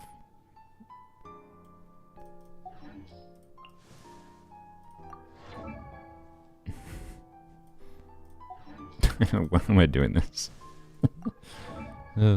Yes. See, this is one of the, like, this is the ones where it's like, why, right? Like, this is why, like, lady, why does your shirt have a hole in the back? Right? See, those are the ones that are like, why? I mean, yeah, I got some Hazel back showing. Understandable. I can't believe. Remember the was it the Valentine's Day art that they did for Hazo, or was it the Hazo birthday art? Like, holy, oh man, yeah, I love that. That was so funny. Oh yeah, Cookie's booty shorts. Like, what the? Ah man, like, just give them pants, Mahoyo. It'll be fine. Like, there's still a belly button. There's still some skin. I mean, there's still like plenty showing there. Anyway, it was the Hazo birthday art. Yeah. Here, let me show that on stream, just for anyone that's not aware. Let me try to look that up, just in case anyone hasn't heard of it. It'll make your day. Hazo birthday art. Oh god, I'm just laughing at this again. Oh Christ Almighty, it's so funny. When I saw this posted, I was like, wait, that's the official birthday art? Ain't no way, and it was real. I can't believe this is real.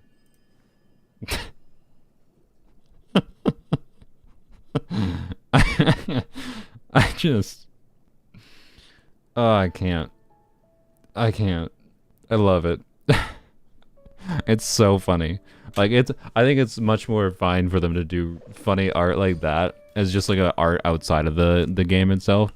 And it's like, yeah, like that's completely fine, them doing weird crap like that. But then stuff like, why does this lady have no clothes on her? Like, why is there a hole in her shirt? Like, what, huh? Anyways, whatever. Just to that fashion sense, I guess. Blame Chiori. She probably makes half of these clothes with her fashion industry or something. I don't know. I'm just gonna assume, yep. I figured. I mean, yeah, you're barely not. You basically have no clothes on half of your body. Okay. Yeah. Have your upper body at least. Anywho's. For my birthday tomorrow, they should drop Lisa art like that. I'm sure they will, just for you. Like, where's our back windows for the men? Do men not have attractive backs? I don't know. I don't feel attraction to men, generally speaking. So, chat can speak better for me. Do we not want more back windows on men at the very least? That's the true injustice. Shao has one? Oh, let's go. Yeah. See, look at that. Wow, doesn't it just, I don't know, I feel like this is like the same as the foot fetish thing, to an extent. It's like seeing shoulder blades and seeing a back window, right?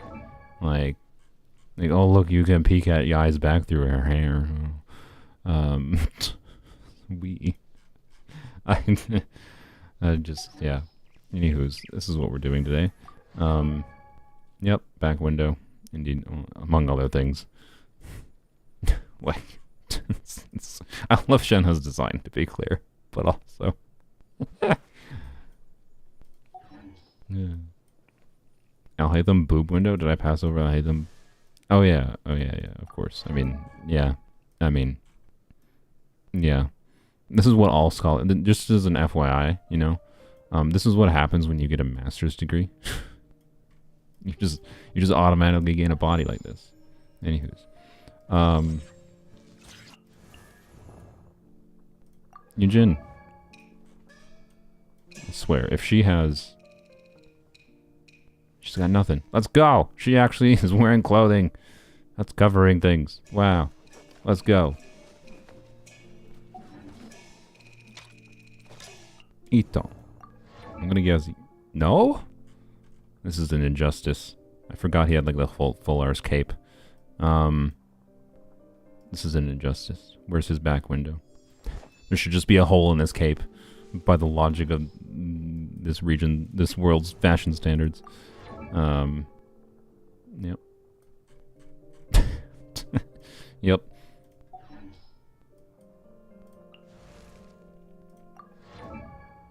Nope. I mean, yeah, we know Kokomi. Kokomi, the character who is wearing, like, things over things, like, what the, yeah. I mean, not much back showing for what it's worth relative to some of the other characters, but still. Raiden, I'm assuming, is a, not that much of a yes, actually, considering her hair covers most of it, and then she has whatever the shoulder coverings are. But still's got, like, the little peak with the tattoo in there and whatever, for those that like it, I guess. Anywho's. Teyvat fashion standards are interesting. That's what I would say. Especially in the context of the fact that the NPCs don't follow them. That's kind of odd. I really appreciate how Zenless, like, NPCs and characters just feel like they're the same beings, generalized categories of beings, like, obviously. Compared to the differences in, like, NPCs and whatever. Yeah, you actually have clothes. Rosaria the nun. Yeah. Wow. Clothes. I don't know what your skin looks like. I don't really care. Oops. Kazuha, everyone's favorite anime lady. I mean, Kazuha's design is fantastic. I love his design. He looks great. Canada man. I don't know. But, no skin. Where's the skin? I forgot how many characters in this game. There's a lot of characters in this game. This is taking a long time. Yup. I mean, this one again, you know, it's obvious from the front. I'm more interested in the ones that are sneaky. Like these. Like, why? Why? Anywho's. Hu Tao, I swear to God, if you have... Yeah, you don't. Good job, Mihoyo. Although, you know, booty shorts, but yeah. We're gonna look to Xiao, the most sexually evocative character in the game. And then, oops. Yup. No surprise there. Albedo. Yup. Got a little star on his neck. That's, I guess, all you get. That's all you get from Albedo. Fully clothed boy.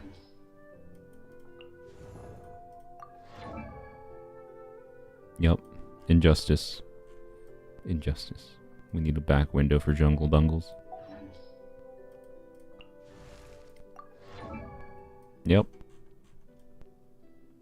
Like, why you got holes in your clothes? No. Well, first of all, there's that. Not much else, though. Unless that counts, I don't know. child tummy. I presume you were clothed. Yeah. Almost done. Good. I mean, you got a backpack on. Wouldn't surprise me. Mihoyo secretly has a hole in her freaking coat. Don't see anything. Good job, Mihoyo. Fenty.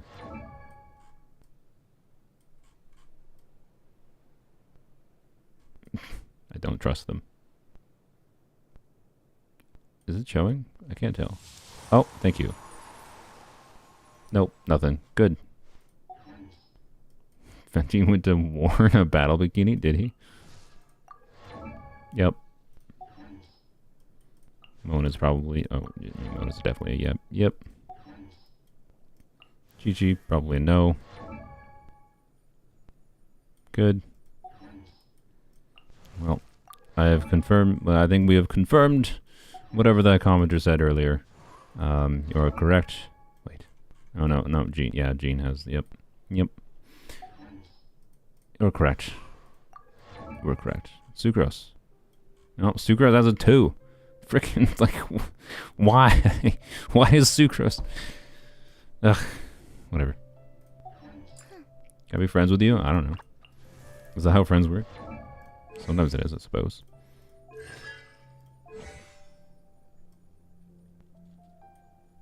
Chungus. Yarp. Yeah, you're supposed to be wearing armor. Yeah. You got some skin showing for this armor. Just an FYI, Noel. Your back is exposed. And notably, like, your back leading into, like, your vital region area. Like, this is not armored. Just saying. I'm glad you're, you know, protecting your shoulders and all that, but... and your legs. You might want to protect the parts of you that keep your body alive. Bennett. Oh my god, Bennett. Look at that. Oh, ow. Where did that come from? Fish. Yep. Yeah, Bennett's tailbone window. Very odd. I don't know what's going on with Bennett. Tavat fashion sense, I guess. Yarp. Yup. Weird. I don't know. Is it just like the same thing as like foot fetishing? Right? Or just like pandering to people who like seeing a little bit of a lady's back is their thing? I don't know. I get it. I see. I get like the exposed skin being evocative, but like on every character basically, like, you know, it is on basically all of them, but not Razor. Well, I mean, Razor's got his own holes. Kind of. Razor's a little tummy. Oh yeah, true. Yes. That's what it more meant by those holes. Lisa. Yep. Random hole. I don't know. Anywho's. It doesn't really bother me that much. It's just interesting to notice, yeah. This is a great skin, by the way. Absolutely love this skin. If only Shenhe would rerun, I could start doing more Kaya. Not that I necessarily need Shenhe for Kaya, but, you know. I think I was actually waiting... Yep. I think I was actually waiting for C2 Kaya before I made a video on Kaya was my main intention, if I recall. Where is he? Yep. Oh, frick, I just realized that I shouldn't have... I knew there was... I forgot. I was not supposed to use all of my star glitter because I needed to make sure I saved some for the standard banner constellations. It'll be fine. Like, I have enough. I just have to remember not to use any more to make sure I have at least enough to get Kaya and Amber. I think I want one more Lisa constellation. Sorry. I need one more Lisa constellation, one more Kaya constellation, one more Amber constellation. So...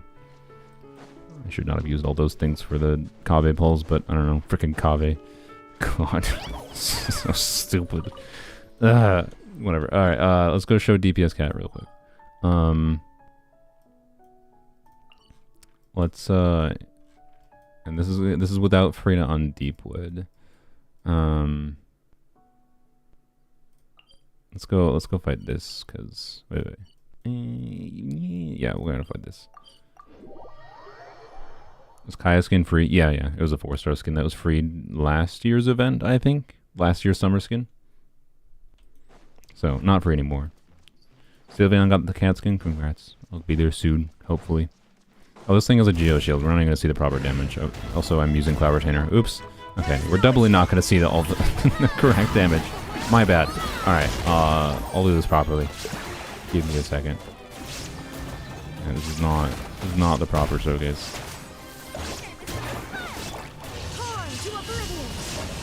Should be using Navi against this dude, I suppose.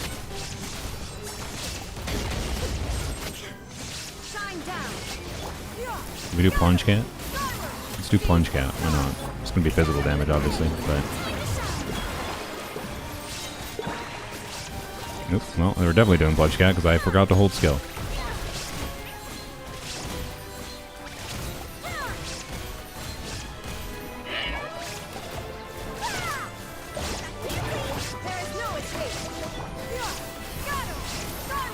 Wait, can you do plunges in box form? Wait. No, it's okay. Is this higher than normal?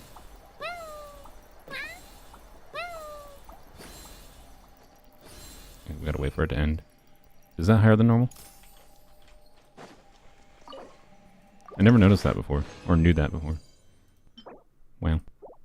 They get 3 drops at least. Need those for Emily. Let me do. Oh yeah, that's definitely normal. Or that's what? Didn't mean to exit. It's definitely higher than normal. Interesting. Interesting. I don't think you can do anything with that, but it's higher. Can you do anything with it? I don't know. Weird. Very weird. Weird interaction. All right. Let me do a proper showcase. Proper showcase. So this might be the team I use, but the team will be tweaked around a little bit because. It's nice to have someone on Deepwood when we're doing DPS Cat, and no one is on Deepwood right now. And I want to say that because it's very much going to look like someone is on Deepwood.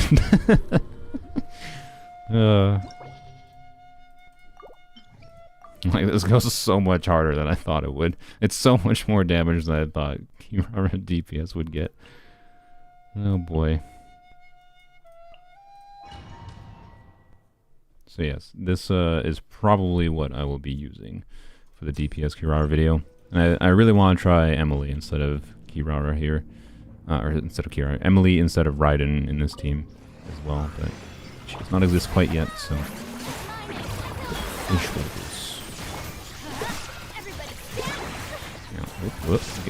Really? Stop it! Let me get my shield. It's like, yeah, 10k, whatever, 20k, but then watch this. This went out Deepwood. And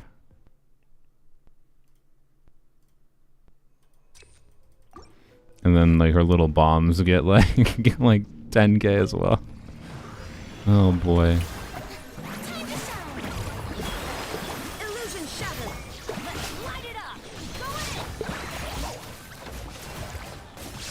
Alright. Can we get whatever? And blam blam. Nice 193k. Oh. That should not be that. That's like a lot of damage. So this is gonna be a more burst focus, like because before I did a skill damage focused DPS Kiwawawawa, and technically this is kind of some skill damage focus, but we're doing skill damage focus and more burst damage focus, right? So no one's on Deepwood right now. Someone should be on Deepwood. It'll probably be Farina, even though Bennett probably makes more sense on Deepwood. Oh, you know what I should do quick? Let's see what this looks like. Instead of Bennett, let's do Nahida with her defense shred. Because I had Nahida C2, right? This is not. I don't think I'm gonna do Nahida in the video because, I don't like Nahida, right? But let's see what happens with Nahida. And it's prototype Amber on Nahida, right? With Farina, so we will have some damage bonus, or the damage bonus. Raiden Deepwood. I mean, I could, yes, but the goal would be to actually burst on Raiden to get some damage from Raiden and energy, and get some value out of Kiwawawa C4 as well. So, yeah. Yeah, so we got EM buff and defense shred going on this time. I forgot to Frina first. Don't worry about me. My brain fills. So, this is probably less than Bennett, because Bennett is doing a lot of work here. But we'll see.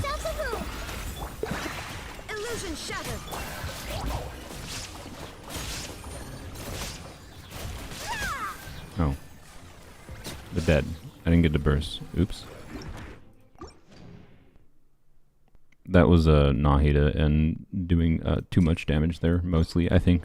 But yeah, Nahida also makes it harder to tell what damage numbers Cat is getting, so another reason not to use Nahida in the team for the video, in my opinion.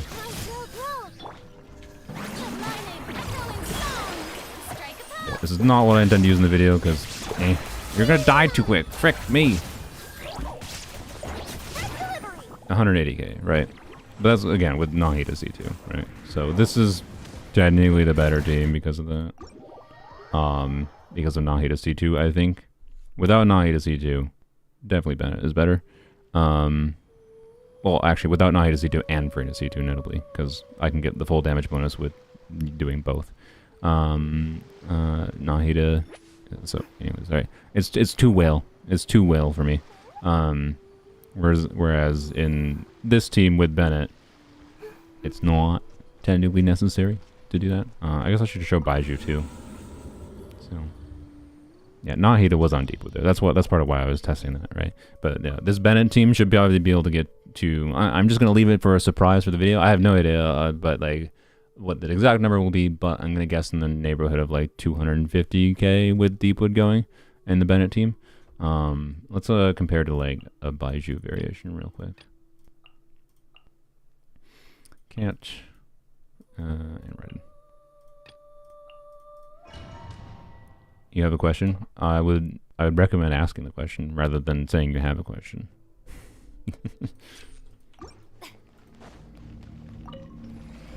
The Kiwawawa build is a Deepwood build, or it's not a Deepwood build. The Kiwawawa build is a Mars Sasei build. Really?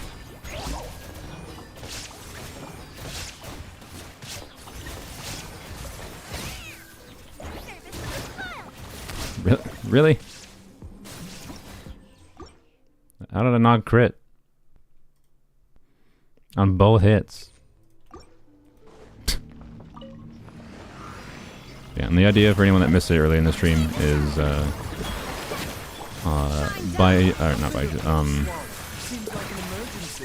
Raiden and Frina, right? Raiden gives her burst damage buff and blend. 150k. This dude must have not been quickened. So 150k is not bad actually at all in the Baiju variation here. So realistically, the most comfortable version of this team is this one, and this is still completely competent, right? So yeah, there was 150k I think against the enemy without quicken on it, and 123k on the one with quicken with the Baiju variation. That's Baiju has Deepwood, right? So that's part of why that was as close to the Bennett one as possible, as it was. But as soon as someone is on Deepwood in this team, so yeah. Anyways, like it's not going to be the optimal thing, I doubt, to put Deepwood on Farina, but I'm going to do it anyways because why not? I don't need Farina damage. I need cat damage. So yeah, I'll probably mention the Baiju variation as the more comfortable team variation, because that's more approachable for, particularly, the C0, C1 Farina, right? Whereas the Bennett variation is going to become a bit better with C2 Farina, because you don't have to worry about swapping that much. But a Bennett on a Maiden's build is still like more than competent. I think should be able to trigger some overhealing. But anywho's, that's probably what the focus of DPS Kiwawawa will be. It'll be using Farina and Kiwawawa together because of the fact that I got this weapon and because it looks really good on her. So, And the idea is it increases their skill damage. Obviously, with Marshall Hunters, having a big fat crit damage stat stake is good. And then it also gives HP, and you might be like, well, her damage doesn't increase in HP, except it actually does increase with HP, because, not that one, every 1000 HP she has increases her burst and meteor damage. So technically, this weapon increases her burst damage too. So it's Kiwawawa's signature weapon. Just saying. Not necessarily. There's probably, realistically, Jade Cutter is a more universal weapon for her. You know, that way she's not like tied to Farina or anything, obviously. So, you know, keep that in mind. But I don't know. I think it's fun to do this because I did a skill damage focused video for the cat in the past. So now I'll do more of a burst damage focus, and then I have C6 and all that. Anywho's. On top of taking advantage of her C4. Like her C4 enabling more consistent quick enough time for Raiden is a pretty significant advantage. So Freedom makes so much, maybe you can put her on an instructor set. No, I need someone on Deepwood. Farina needs to be on Deepwood. She should be the best option on Deepwood in this team other than Raiden. Like I'll probably try to, hopefully I'll remember to mention that, like, if anyone's trying to emulate this team, right? Probably Raiden on just a full EM Deepwood team is the most sensible thing to do versus my hybrid Raiden build, because obviously hybrid Raiden is a little bit unapproachable for most people, but you can do a Deepwood build, right? It just is like that. Part of this team's success is definitely going to be because it'll have this dynamic of short field time window cat, just like doing quick swap burst DPS Kiwawawa mostly, and then on field Raiden, right? Other electro characters could theoretically work. Lauren could actually work, so I'll probably try to remember to mention the different options here. Kaching could be kind of interesting, right? But Lauren or hybrid Raiden is my choice, right? For just trying to have a unit that synergizes with Kiwawawa, gives some spread damage for her skill and her burst, and you know, Raiden of course buffs the burst damage too, which I think is fun. So, yep. Anywho's, look forward to that next week, hopefully. I'll probably be streaming either tomorrow or Tuesday with more quest stuff, or not quest stuff, just event stuff in general in the Simulanka here. I like that this is an island. That should make this a little bit easier to complete, although that's an intimidating number of structures. Anywho's, I think this area will be fun to try to finish over this week here. And, yep. I might do a Zenless stream on Twitch on Wednesday for Zhuyuan. We'll see. Keep an eye out on my Discord for that, actually. I might not do a stream. I don't know. It depends on what mood I'm in on Wednesday. So, well, bye. Thanks for watching. Oh, cat. We'll get the hat next time. I promise, cat.